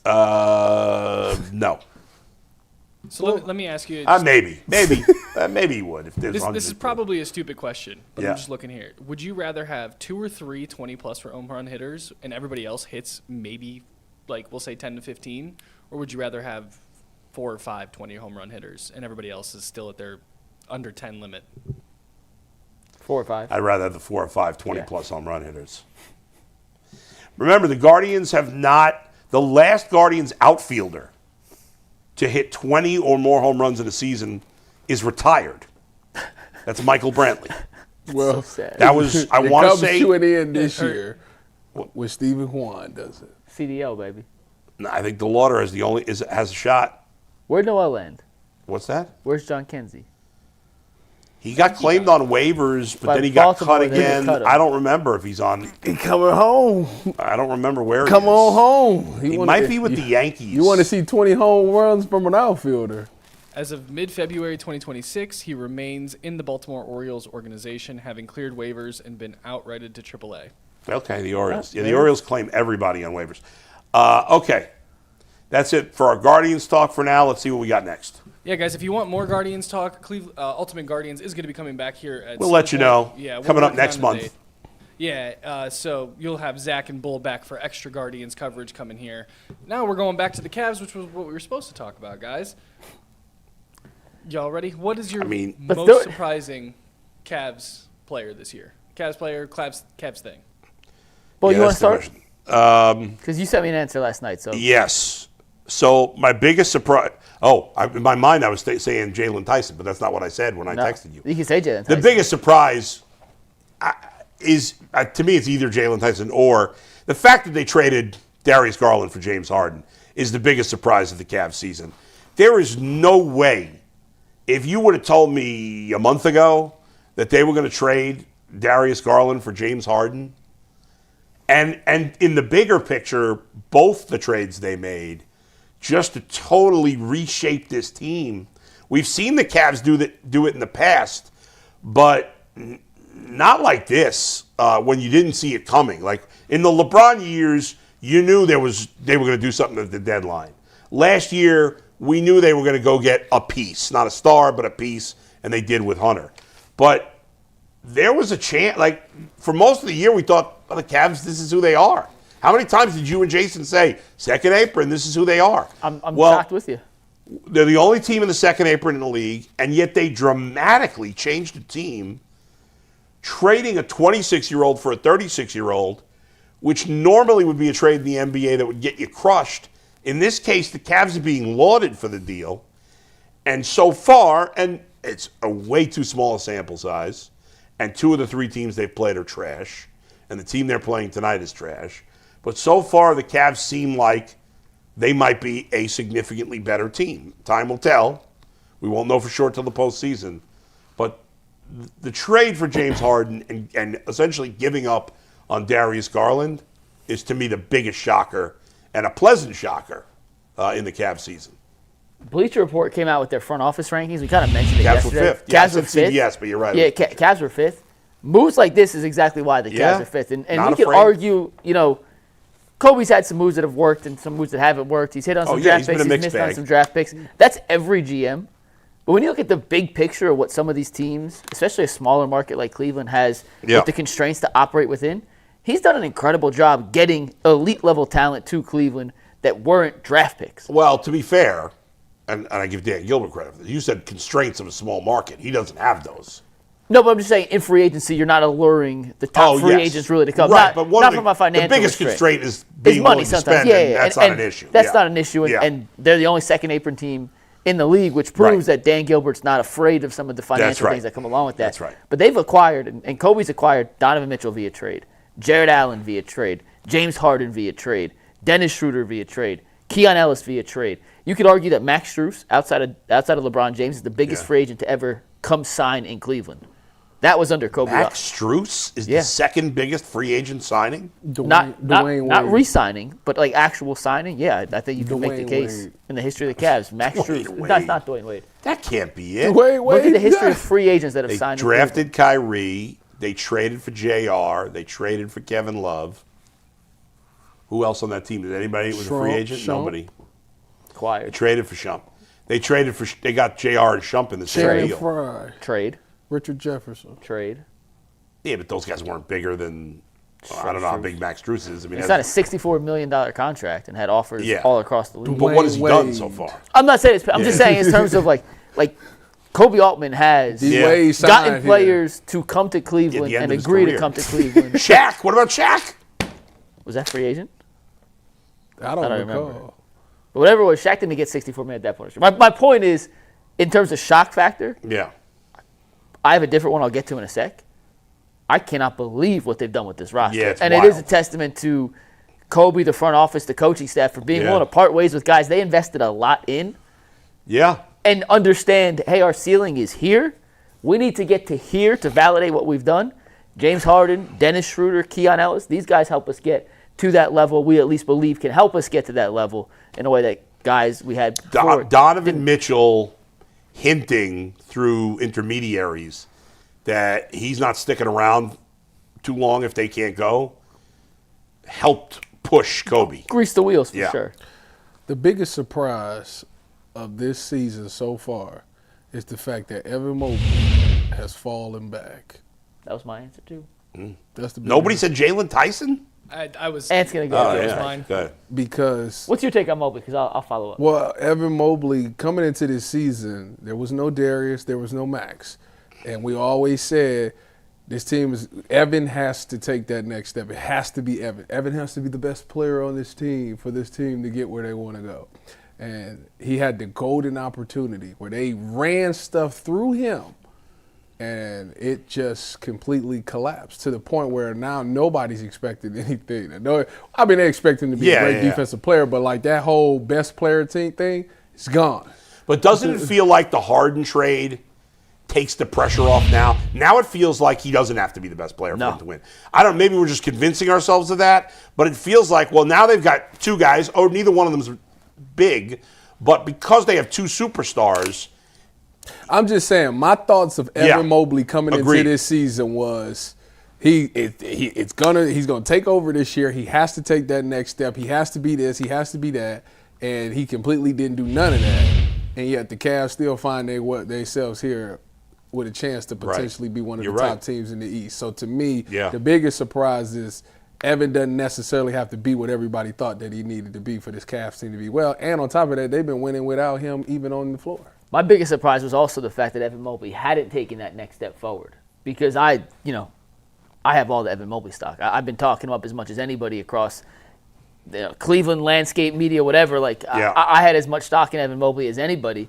And the truth of the matter is, as Tyvis just pointed out, all the stars had aligned for this to be the Evan Mobley takeover year. They started the season trying to put him in new positions to create offense as a playmaker, as a creator. And, it was only a 6-7 game sample size before they pulled the reins back in on that. But it was not a good track record and a good progress report to make Kenny Atkinson and the coaching staff think he was capable of taking those next steps, taking on more responsibility. And he hasn't been bad this season. He's been bad compared to the next step forward we thought he would take, but he's still been about number-wise where he was last year. He's a very good player. The three-point shot's fallen off. Yeah. The rebounding didn't take that step forward. He's still a good playmaker, not a great playmaker. And more importantly, I thought he needed to improve his handle to be able to take guys off the dribble, to be able to become that creator and that initiator that the Cavaliers needed him to be. He didn't improve in that area enough for the rest of the team to feel comfortable letting him go. And he's still good, to your point, Bull. Yeah, but he's averaging 18, 9, and 4. That's pretty damn good. Yeah, he's just not a superstar. We wanted there to be more, and it feels like. Now, I'll make this very clear. Yeah. Myles Garrett's this good. Evan Mobley's this good. I'm not saying that they are on equal playing steps. But when we watched Myles Garrett up until the last 2 years, we had said, and we had the same conversation in UCSS 12 times, how do you get more from Myles Garrett? Like, he makes it look effortless. He's already dominating the league. Like, but it feels like there should be more. But even Myles Garrett, when we wanted more, was higher. And that's what I'm saying. It's not. But when you watch Evan Mobley, even when he had his second-team All-NBA season last year, he's good, but there's still more. There's still more. And I watch him this year, and he's 18 and 8. He's still a good player. But it's like, I want more. I want more. And I'm not quite sure if JB Bickerstaff was able to connect with him in a way to get the most out of him. It looked like Kenny Atkinson was on the path with the jump he took in his first season with Kenny. It did not take another step forward in year number 2 with Kenny. Yeah. So I'm still waiting for Mobley to find the coach that connects him to pull out whatever the last graphs are. But if I thought his ceiling, and I know I keep reaching above the camera. Yeah. If I thought his ceiling was here, I'll get camera level, wherever we're at here. Like, my ceiling's now, like, dropped. I don't think he has that same ceiling. And for this team to win in the next 2 years, that's okay. It is. But beyond that, like, he can't. He may not be He's not going to be the best player on a championship thought he could be. team. Yes. Right. Yes. I think we know that at this point. And the Harden thing does take a lot of pressure off him. Because, it does. A, he's not your second scorer now. Yep. B, you don't have to count on him to be on the court because you just couldn't trust Darius Garland. And I don't know if any of you guys saw the video out of Clippers practice yesterday. Did you guys see this? No. Darius has gone from day to day to now week to week in LA. And there's a video of him walking around, and it's 1 40-second clip. Who knows? Dude could barely walk. Like, just did not look comfortable walking. Good riddance. Take that for however you want. It's 1 40-second clip, but he's not relied on to be, hey, I need you out there because I can't trust Darius. Yeah. You don't have to be my secondary scorer. Right. And third and most importantly, you don't have to create. Between Donovan and James Harden, the creation plays and the creation opportunities for anyone else not named those two just got. Well, maybe Tyler. Oh, Tyler, the creator. Well played. Well played. Well played. For a second, I thought I got the wrong name. No. But like no one else is going to have that many opportunities to be a creator because going those down two. the roster, like, who are you talking about? I thought you meant Tyrese. Proctor. Okay, yeah. But like, he's just not going to be in many positions to create, and they're not going to need him to be in many positions to create, which could give us the best simplified version of Evan Mobley. Or it could turn into an Evan Mobley becomes disconnected because he wants more of those opportunities. What it does is it slides him down to the X Factor role. Yeah. That's basically, now that you got James Harden, you don't have to be the 2, you're the X Factor. Meaning you can win a bunch of games because nobody's going to be thinking about stopping you necessarily because they already got to think about stopping Donovan and James. So now you can eat because you're the third guy that the team is even game planning for. Right. And if you heat up and play like you did against Boston a couple of years ago, that y'all will cruise through a lot of things. Yeah. He'd been playing better before he got hurt too. Right. Like he was actually getting back and scoring more. Now we'll see how he fits in. It'll be interesting tonight. Yeah, I think he's going to play. And Donovan said yesterday that they've already decided the pairings. Yeah. When they split out of the starting lineups, it will be Harden and Allen and Donovan and Mobley. Like those will be the 2 pairings that stay on the court together. When it's a one Makes shift sense. in, it'll be those 2. When they come out, the and other said 2. that? Donovan said that yesterday. Yeah. He be talking like that? Yeah. I mean, I don't think they're high. I think. And what's the big deal? It's going to be obvious when they do it. I mean, but still, like They're playing that. It's not going to happen all the time. It's just when they get their break. It makes sense. I mean, Harden and Allen clearly developed some quick chemistry here. And Allen's a better pick and roll player than Evan Mobley. Right, Yeah. I mean, it makes perfect sense. We all assume that to be the case. He didn't give us the other 3 guys.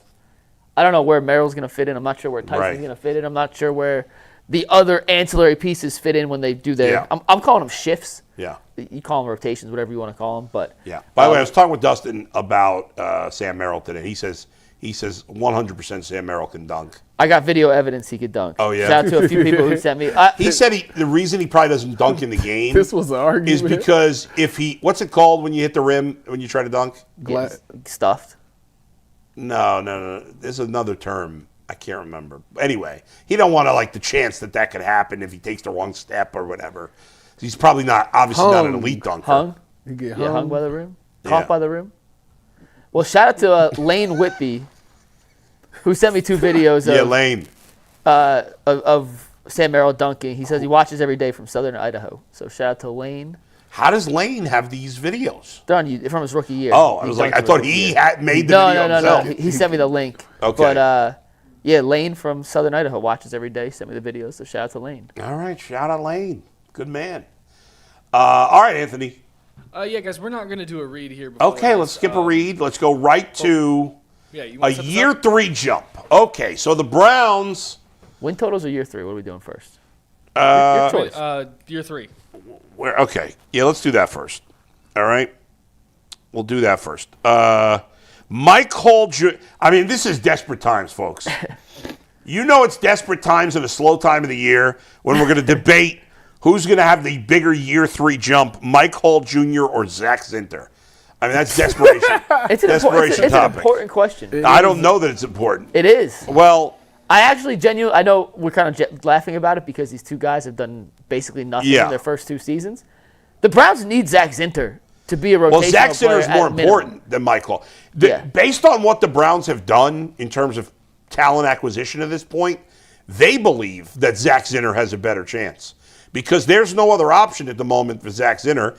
Mike Hall, they just drafted Mason Graham. Yeah. If they thought Mike Hall was this great defensive tackle, would they have drafted Mason Graham? I don't think so.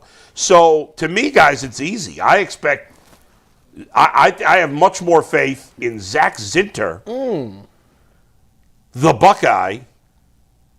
No, Zinter's the Wolverine. Yes. Over the Buckeye. Sorry to say, in having the year 3 step up. I'm voting for the Wolverweasel. Yeah, I'm going to go with Mike Hall on this one. What a shock. I'm going to go with Mike Hall. I mean, just a guy who was a healthy scratch, even when your offensive line play was horrendous last year. Oh, wait a second. He still was a healthy scratch. I'm thinking of Luke Whippler. Oh, forget Zinter. He sucks. I was confusing the two. That's why I said Buckeye, because in my mind we were talking about Whippler. Whippler's going his 4th year. Zach Zinter is trash. He took it all. Now, I think Mike Hall is bad too. But, like, Zach Zinter's not an NFL player. If you can't even crack the lineup for this garbage offensive line, you stink.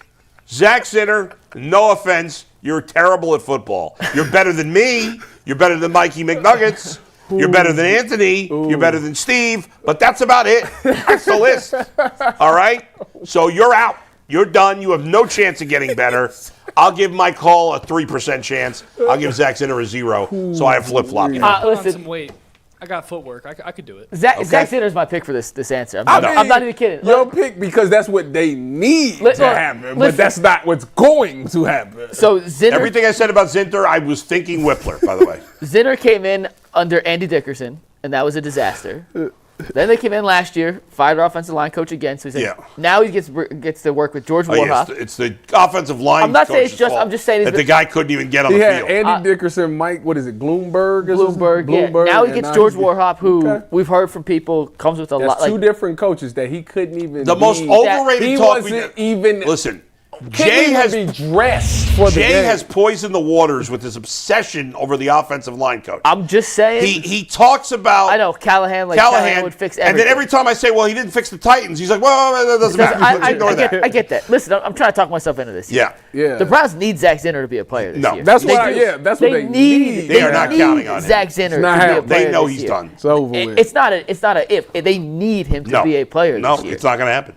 Well, maybe it does. Maybe it does. The Browns that's not. We're not. You're not answering the question. Let me get you. Who's going to shed the bus label? Well, Mike Hall has a better chance to shed the bus label because. Are you okay? You're standing up. I had to grab a pen. I'm sorry. Oh, okay. Why did you call him out on that? Well, I thought he was. I think because I don't. He was leaving. Well, Earl's not back there, so if like he had, I don't just to make sure everything was okay. Yeah. Mike Hall has had more success on the NFL level so far.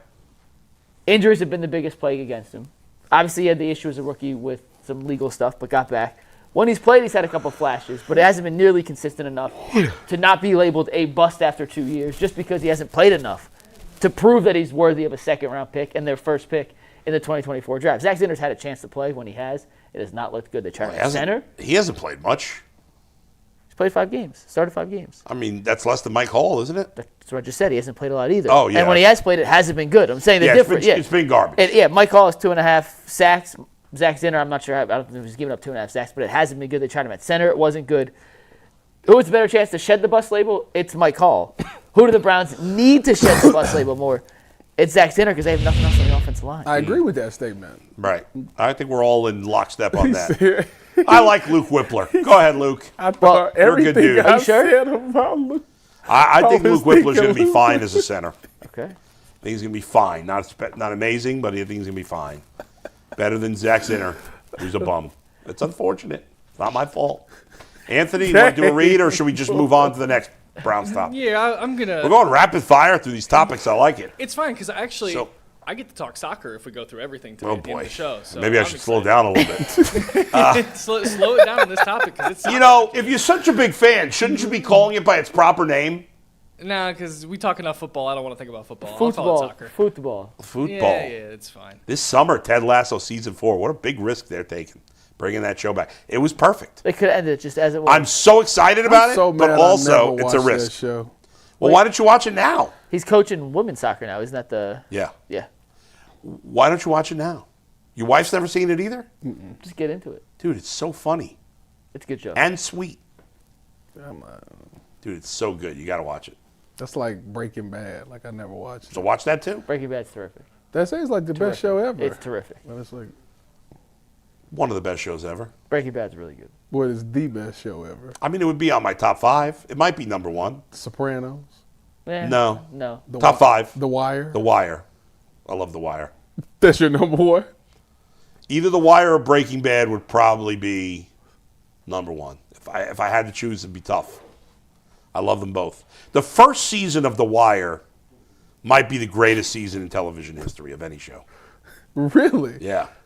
Dang. I gotta go back. I haven't seen it since I was younger. I gotta go back. You know, and Michael rewatch B. it. Jordan was like a young kid in that show. I gotta go back and rewatch it. I've never seen The Wire. It's dated. Like they're using, Yeah, well, like pagers. exactly. I gotta go back and rewatch it. I've But seen a lot of The Wire. I'ma do on that. TikTok, like cut up in clips. Clips of The I Wire? have no idea what the actual show's about. never but saw I've The seen Wire? Clips. I haven't seen it. you've never seen The Wire? No. I watched it. You guys watch a lot of TV like me. I know. I've never. Cardinal Sin. Never finished Breaking Bad. That's Never got on it you. past the first season. Bad job. I'm Yeah, rewatching I know. Succession. I'll right take now. that L, but You I didn't shit, like you it. watch Game of Thrones? Yes. That's a good one too. Very good. Yes. Yeah. I've never watched it. So. It's a real commitment because like there's so many Yeah. characters. No, you only have to watch the first 4 seasons. This Night of the Seven Kingdoms has gotten really good these last 2 It has. episodes. It has. I'm looking forward for the final episode. All right, so DraftKings this morning, I think, became the first sports book to unveil It's 3.5, isn't it? win totals. Let's see if Tyvis can guess. All right. Well, I think I texted the group. Did you see it? Or I no? didn't. Okay. No, you just texted me. I just texted you. All right. Let's see if you can guess the 4 teams in the AFC North. What is the DraftKings set as their win total over under? Let's start with Before go ahead. Tyvis goes, Yeah. if you like any of these numbers, either over or under, Yeah. this is the time to bet on them, by the way. Right, Like, because a lot's going to change after free agency in the Oh, draft. yeah. If you think a team's, hey, like The number's they're way gonna, off? yeah, like Yeah. this is the time to get. I on would the app. imagine that Baltimore has the highest. They do Okay, it. Baltimore does have the highest. What's their number? 9.5. Incorrect. 10.5. 10.5. Yes. Who do you think is second? Pittsburgh. Incorrect. Cincinnati. Correct. What's their number? 7.5. Incorrect. No. 8.5. Nope. Incorrect. 9.5. Yes. 9.5. Really? Every year, you're not going to factor in injuries for whatever, If Joe know, I'm Burrow stays factoring healthy, in they'll defense. win more than 9.5. If he doesn't, they won't. Okay. What's the Steelers' number? 7.5. Nope. No. 8.5. 8.5. 'Cause It's And then always the- a 900. Yeah, and then the Browns. 5.5. No. 6. 6.5. Really? I was surprised. Now, the juice Really? is slightly towards the under. So, like, you'll see it'll be like minus 110, minus 130. Yeah. or whatever for the odds you make more money if you bet the over, on the 6.5, a little bit more. Not a significant difference. Which just means the early bets have been on the under. For Right, which makes sense because the Browns would have to improve a lot to win 7 games. I know it's only 2 more wins, but they got to go from the 31st ranked offense to 22nd.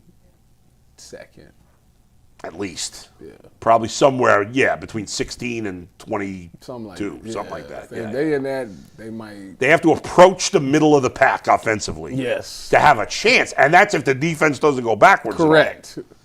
But if they have a middle of the pack, let's say they're 18th in offense next year. Yeah, they'll win 7 games. Yeah, they will. Certainly possible. Will they win more than that? Well, depends how good the defense is next year. But it's interesting that the number is higher. It was 5.5 last year for what it's worth. Right. It ended and at they 5, were under. It ended at 5.5 last year. I'm not sure where it started. I think it started at 5.5. I don't think it moved. I thought it was 4.5 to start. Because they was the worst. No, Tennessee was always lower I than that. promise you, they was either the worst or top. Either way, they finished under the 5.5. It was certainly not. But if you had to bet right now on the 4 AFC, Anthony, bring up the numbers. If you had to bet right now on all 4, what would you bet? Steelers under. Under. Yeah, Steelers under is gonna happen. They need some humble pie. Okay. That's definitely gonna happen. You could take that to the bank. Baltimore. I like 10. That's such a good. That's a good spot to have it.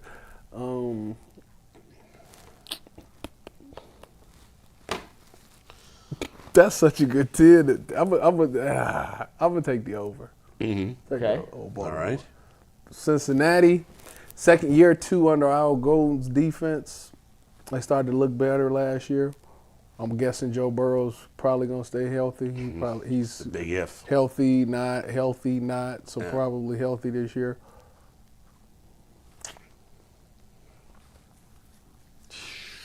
We don't got all day here, Ty. Come on. Yeah, really. Come on.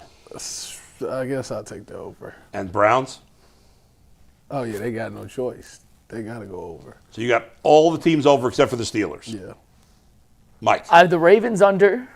I like 10. I like the Bengals over at 10. I like the Steelers under. And I like the Browns over, actually. I like them at 7. You guys are out of your mind. At 7. I like them at 7. I knew it. I don't know, Mike. At 7. I'm taking the under on all of them except for the Ravens. The Bengals should be over, and they're due for some good luck because they've had bad luck the last few years. But until I see Joe play a whole season, I'm not going to bet on it. So, they won 6 last year or 7, whatever they ended up with. I'm not going to bet on them winning 10. They're obviously capable of it, but I'm not going to bet on it. The Steelers have proven they will be over, but no more Mike Tomlin. No, the Tomlin 500. So I'm going. I don't think they're very good. I mean, I think the Browns are right now a 5-win team again. At best. Cincinnati won 6 last year. What's that? Cincinnati won 6 last year. Just 6, yeah. So I'm going under on all except for the Ravens. They're going to bounce back. I know it's a new coach, but I think just if I had to put money on it right now, yeah. I feel better about the under. Yeah, how could you bet the Browns to win 7 games? The schedule's a little easier than it was last year. Yeah, but every team the Browns play say, we got the Browns. Listen, you're asking me way ahead of time, how could I talk myself into 7 wins? Yeah. The offense under Monken with a new philosophy. They're going to bring in some other playmakers. I understand that there's a total hope they're going to bring in playmakers. But it's a total reconstruction from an offense that couldn't be worse. Yeah. So it really can't be worse than it was last year. It only really is one way to go, and that's up. Well, could be. I mean, they could be the 28th ranked offense. It would be better, but it would still not be good enough. Maybe that's the case. And once again. But the defense could go down. It could, but I think the defense has more room of error to go down a little bit, and the offense has way more room for improvement. And I don't think it's going to be a top half of the league offense. Who do you think is going to be their quarterback next year? If I had to bet on it right now, it probably Shedeur Sanders. Okay. So without another quarterback, you think they're going to win 7+ games? I think they could. Right. I mean, like I said, I would probably bet on the under, but if we're put actual tangible money on it, I'd go under. But I could talk myself into 7 wins, especially with the uncertainty of everything else in this offense. When I do an over-under, this is what I do. This is how I You do your 100 scenarios, yes. right? Yeah. I say if they played the season 100 times, which result would come out most often? And in my mind, most often they'd be 5-12. So here's I can I picture the optimistic side here? Yeah. And not only just why 7. We have so many question marks. You just said earlier in the show they could replace up to 8 starters on offense. I just think there's enough room for improvement on 4 of those that even if you get just average play from the improved players, to win 2 extra games isn't out of the question. It's not out of the question. And with the Steelers taking a step back, with the Ravens taking a step back, you picked the Ravens are not taking a step back. You picked the Bengals and the Ravens both winning 10. They combined to win. That's 20 wins. Last year they combined to win like 13. Well, because I think the Bengals will be better. But the Steelers will be way worse, though. I have no faith in them. I actually think the Browns have a chance to how finish bad ahead do you of the think Steelers. the Steelers are going to be? I could see them winning 5, 6, 7 games, too. Listen, Aaron Rodgers. I could see. I'm just like they could. Would it be crazy to you if the Steelers had the same record as the Browns at the end of this year? No. See, like, I'll give you that. But I think you're getting a little crazy. If the offensive line, which couldn't have been worse than it was at the end of last season, Dude, they have no. What do you think? You're going to find 5 starters in one off season? Zach Zinter, Like I'm looking Luke at the Whippler, opponents, and I'm seeing 4-13, maybe 5 if they split with Pittsburgh. Listen, you're asking as of now on the first line, could I see them going over? Yes, I could see You're them. saying that as if that's an excuse. I think after the draft, you could talk yourself into it more. If you con yourself into believing they had a good draft. No, and that's the thing. I don't think I'm going to like what they end up doing in the draft. So right now, I'm starting if everything goes where it goes, where I hope it goes, then I'm feeling good about this. Yeah. With obviously the right to reserve my mind, Right. or reserve to change when I don't like who Andrew Berry inevitably takes, because I think I've been as vocally anti-Andrew Berry as anyone out there. So I'm expecting to be hurt by the draft picks. All right. This will end up coming down, but for right now, with a blank canvas, I'm talking myself in the best case scenario for these guys. By the way, 8-9. Kudos to Anthony 8 and Lima, 9. my guy, Anthony Lima. What's that? Are you doing 8-9 Are you again? thinking 8 and 9 again? 8-9. Again? Don't look at me like that. Well, it hurt you last time. All right, wrist up. So I say 7, and it's crazy, and he's going 8 and 9, and they're just going to let him. They said that they. It's Tyvis. What's that supposed to be? What do you expect? I mean, he's the eternal optimist when it comes to the Browns. 8-9. Y'all ain't even seen how the free agency or the draft shook out. That's my So point. why would you predict them going 8-9 now? Panicking. Like, I have faith that they gonna get it right. They're on an upward trajectory. They are. AB's on an upward trajectory right now. I'd say it's more like this, but okay. Whatever. That is upward. So shout out to Lima this morning, who worked his partner Ken Carmen into a shoot. If you know, you know. He basically got Ken. Like, people have lost their minds when it comes to Shedeur Sanders, as we all know. Ken Carmen said that Shedeur Sanders is better than Kyler Murray. Yeah, that's crazy. I mean, think about the level of insanity right there. I think he was saying, like, he'd rather have. Well, that's fine. I think that's not what he was asked. I think that's what he meant. Well, that's what he was trying to not answer the question by saying that. I think that's what he meant. I'd rather If you're saying you don't want Kyler Murray, that's fine. He's not a long-term answer. Yeah. If you're saying that you think Shedeur Sanders right now today gives you a better chance to win games than Kyler Murray, that's you're nuts. wrong. That's Yes. ludicrous. That's ludicrous. Yeah. Exactly. I think, but like I think Our guy G. Bush would probably say the same thing. What that Kyler Murray, he would. What they would say? What that Would say that Shedeur gives a better chance than Kyler Murray. Yes, he would. I don't think he would. Yes, He 100%. would. You know 100%. what? Look, I'm gonna text him now, Yeah. and I'll get him. Call him. Put him on speaker. He won't. When's the last time G. Bush answered the phone? Great point. He barely answers texts, let alone the call. He might be watching the show. You never know. No, he's You like never know. exploring space. Well, I don't or ever call him, so he might see it and think it's call an him real emergency. quick. doing his wife's makeup. Let's see. This might be when he sleeps, when he's not working. He doesn't sleep at night, Learning we've learned. Yeah. Warhammer. What's that? Warhammer's his new obsession. We talk about it before the shows. Warhammer? Warhammer? Yeah, What's that? it's a nerd thing. I'm not going to get into it. Oh. No chance he answered. answered? We got an answer. G, G, you're live on air. real quick. The question is, who gives the Browns a better chance to win, Kyler Murray or Shedeur Sanders right now?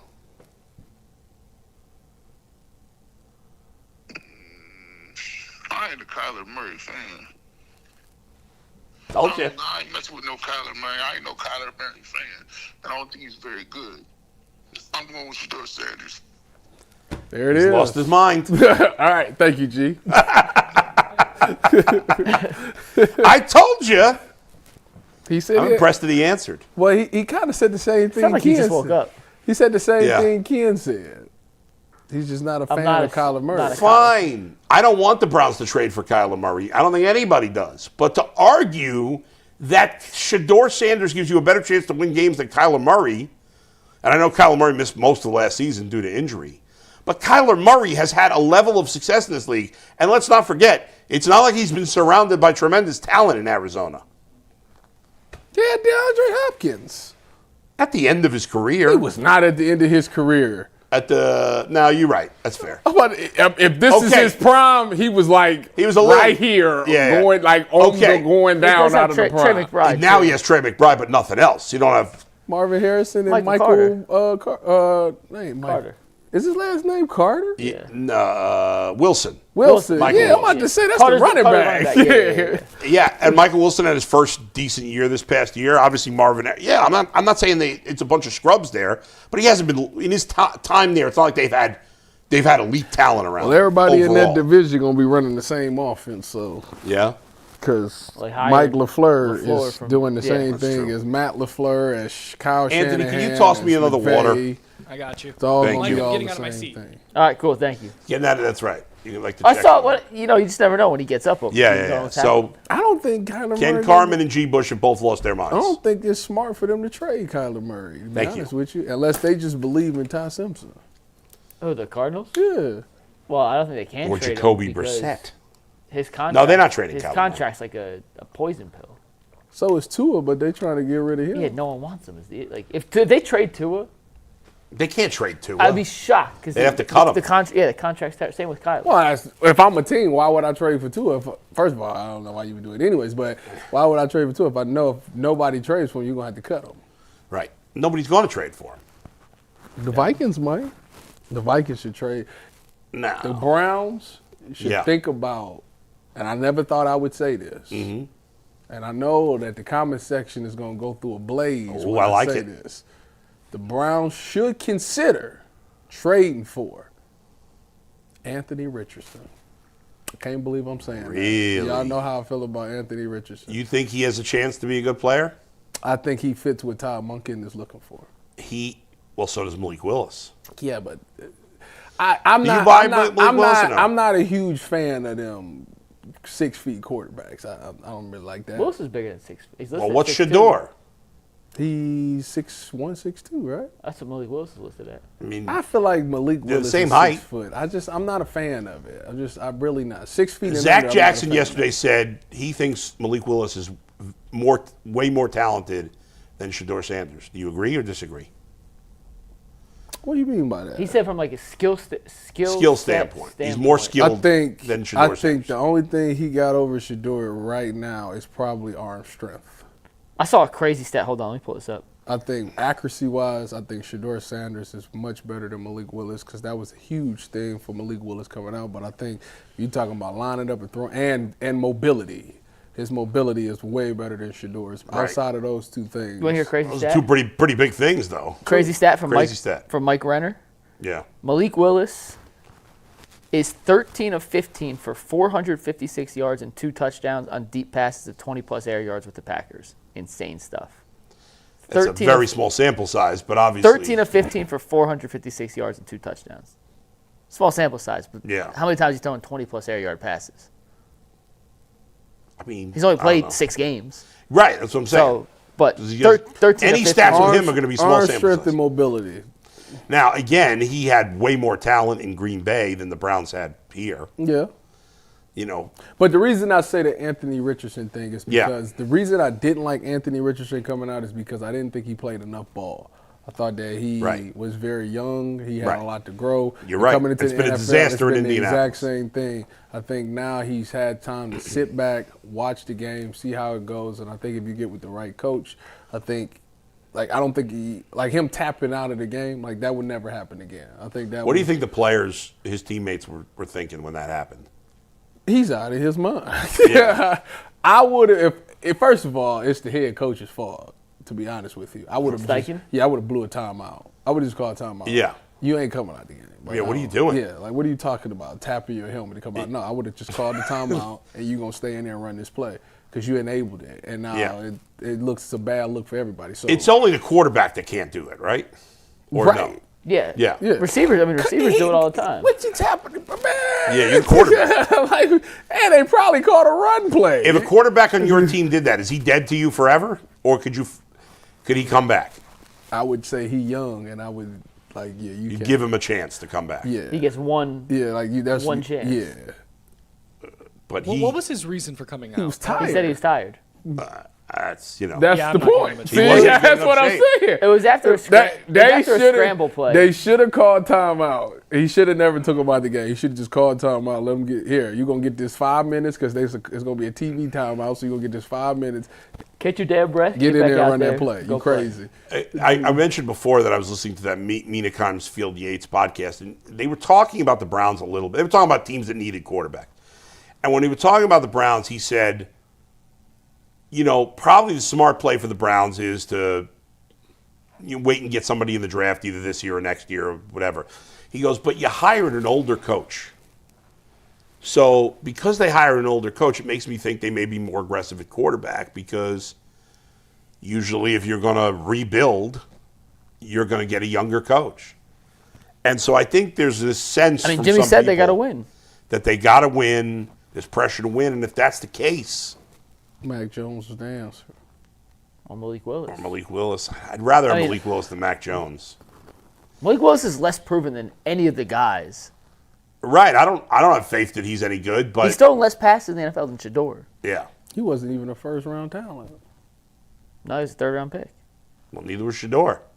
Mac Jones was. He shouldn't have been. Come on. Mac Jones is the fifth quarterback taken in the draft. Fifth? That was the year it was Trevor Lawrence, Zach Wilson, Trey Lance 1, 2, 3. Yeah. Justin Fields 11. What a terrible draft that was for And quarterbacks. Mac Jones. Wait, who was 5 it? quarterbacks in the first round. Trevor, Justin, Trevor 1, Trey Lance. Zach Wilson 2, Trey Lance 3, Justin 11, Mac Jones 15. They're all garbage except for Lawrence, who finally started to come into his own last year. But we'll see. You would take a flyer on Zach Wilson? No. You don't think he could turn it around? He can't be your Sam Darnold. I didn't like him coming out of college. I thought he was going to suck, and I was right about him. Well, he did. All he did was spin around, Yeah. throw a ball off his opposite leg. Yeah, he was like Johnny Manziel. And threw in a pro day, and everybody just thought it was the greatest thing. Well, that was Anthony Richardson, too. And the very next year, Malik Willis did the exact same thing, and it was not hyped up the same. Well, you remember when Anthony Richardson hit the top of the combine? Yeah, he did that on purpose. Yeah. That was on purpose. Do you think Anthony? He's like Jamarcus Malik Russell. Willis went to a very small school, right? Liberty. Yeah. Liberty. Liberty Bibbity. Should be a sponsor of the show, Liberty. Yeah, if you want to sponsor, send us an email. Let us know. Okay, Anthony, let's do Super Chats, and then if we have time after that, we'll get to Soccer.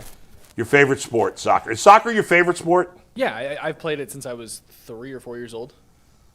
So it's the sport I'm best Most at. Americans play it at 3 years old, and then by 7, you give it up. Yeah, well, it was the only thing I was really good at because I sucked at basketball. So before we get to Super Chats, guys, if you do actually want to sponsor us, you can email us, fun fact.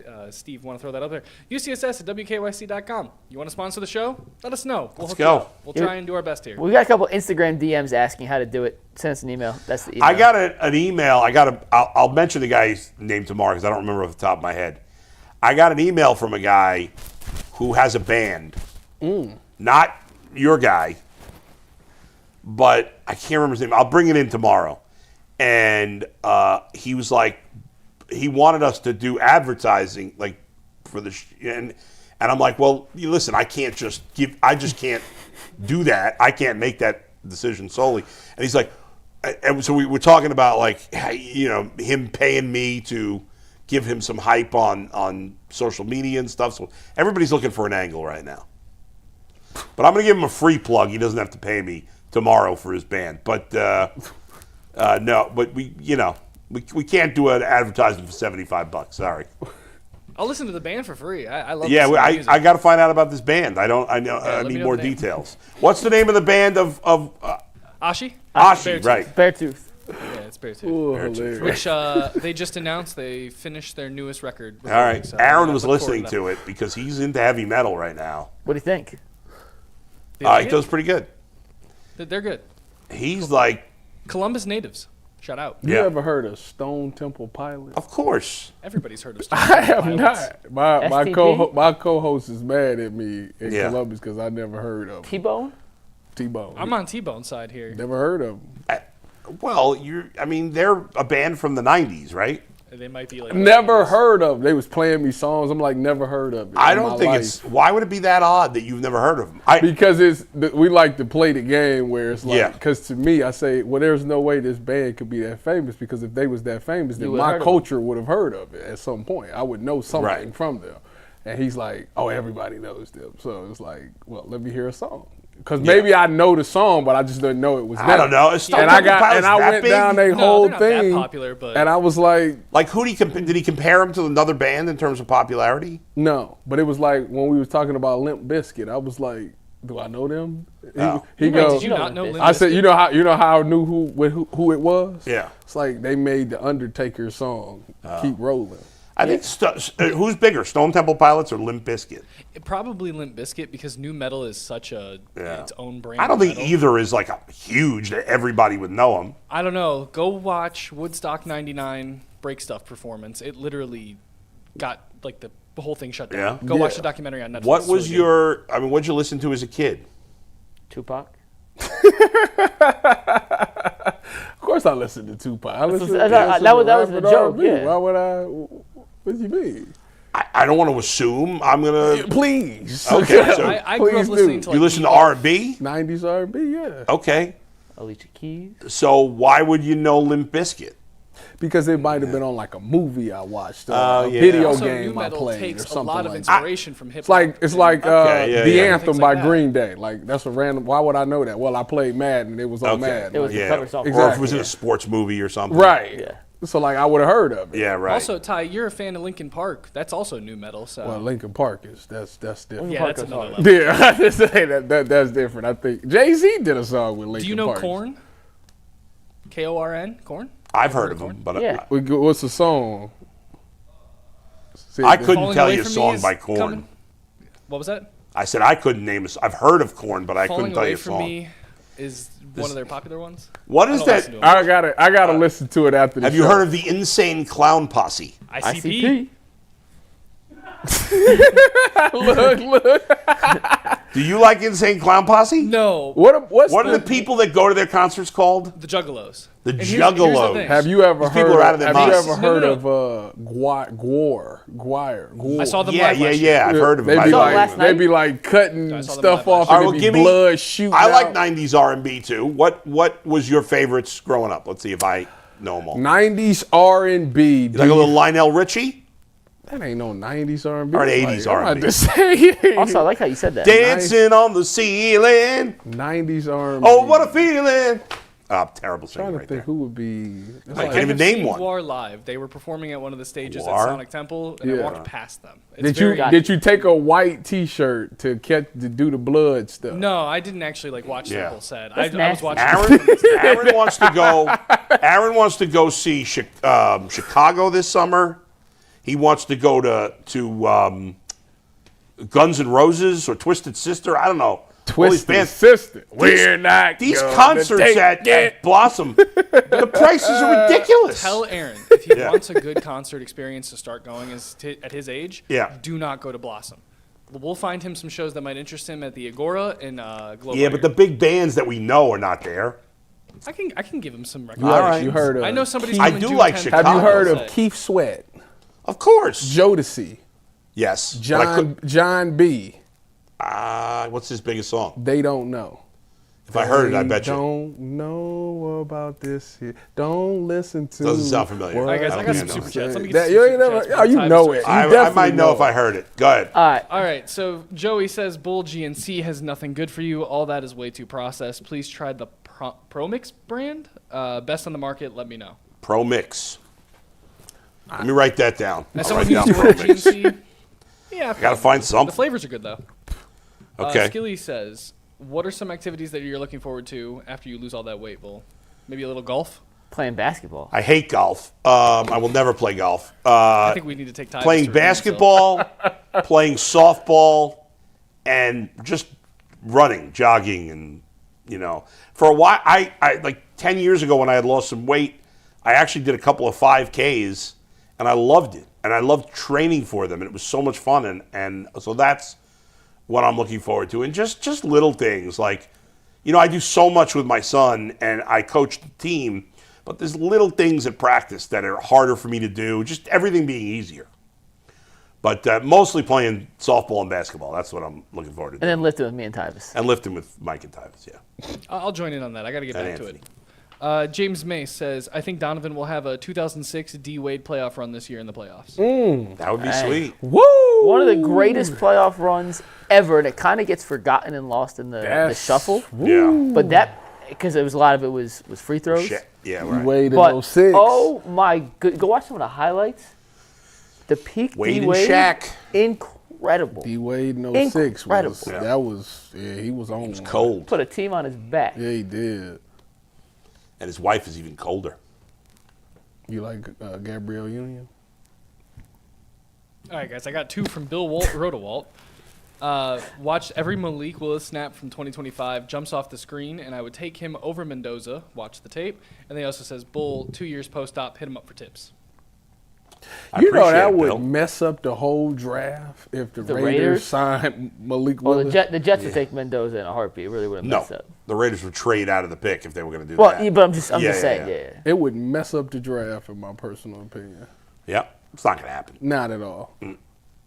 It could. I mean, if they don't love I Mendoza, want to say, if you don't love him, Yeah. because everybody talk about this, he's a big RPO guy. I don't know how it's going to translate RPO. Kubiak did run a lot of RPOs. It may fit. But listen, Brady's their minority owner, and he seems to be pretty involved with the decision-making process. From anyone you listen to that seems to be in the know, Mendoza has to get Brady's stamp of approval if he's going to be the number one pick. Probably, yeah. And if, for whatever reason, Brady doesn't see what he needs to see in Mendoza, then they could be open for business. Yeah. Especially, as you mentioned earlier, like 2027 draft class. I know we say it a lot. You're right. Yeah. But has a chance to be just loaded with talent. Go ahead. Next one from J. Earl48. What would be your best defensive lineup for the Cavs and then your best scoring lineup for the Cavs? Best defensive lineup, and we don't need any off. There's no offensive. Keon Ellis. Yeah, Keon. Ellis, Mobley, Allen, Dean Wade, and Tyson. and Tyson. That's your best defensive lineup. Best offensive lineup. James Donovan. Mobley. No. No. Allen. Tyson. Jalen. And Sam Merrill, I think. Dang. Over Strus, if he were healthy. That's interesting. Out of sight, out of mind. I think Sam Merrill's a better standstill shooter. If you're playing with Harden, I think that makes more sense. Okay. Yes. But Strus could totally Yeah. fit in there, yeah. Next one from Topo42. Bull, thoughts on MLB Cap bringing baseball back to more small ball and benefiting the tribe team build? Teams can't overload the rosters with big bats. The cap is not going to be so oppressive that some teams are not going to have. I don't see it. I'm not even convinced that there's going to be a cap because the only way there's going to be a cap is if there's a cap in baseball, which I know a lot of Guardians fans want. First of all, two things. Number one, more important than a cap is a floor. You won't have one without the other, but the floor is more important. The teams, the owners like Dolan are more the bad guys to me than the owners who spend. But it's not going to change the style of baseball. No, it's not. So there'll be still teams with a lot of power. But by the way, if there is a cap, I can guarantee you something, almost 100%. For them to get to a cap, you're probably going to have no baseball season in 2027. Yeah. Because the only way the players are going to cave on that Is they start missing time. is if they miss the entire season. Like, we might not have baseball for an entire year, which would be a disaster. The most important question is Tony Clark. Yeah. That's crazy. That's a wild story. Was it his brother's wife or his wife's sister? I don't know. Either way, it's pretty messed up. Well, we in Columbus. Which is worse? We in Columbus decided that brother's wife is worse. I think wife's sister's worse. I think wife's sister. How do y'all think that? He losing his wife and his brother in this. To where if his wife's sister is just that family, that's messed up. But you still got your brother and stuff. But I guess you're saying it's worse to betray the brother than the wife. No, I'm saying like the worst situation, the worst scenario is him sleeping with his brother's wife. Yeah, because then you lose both. But I think it's worse to sleep with your wife's sister than it is with. I think it's. You'll never know what I think. See you in overtime.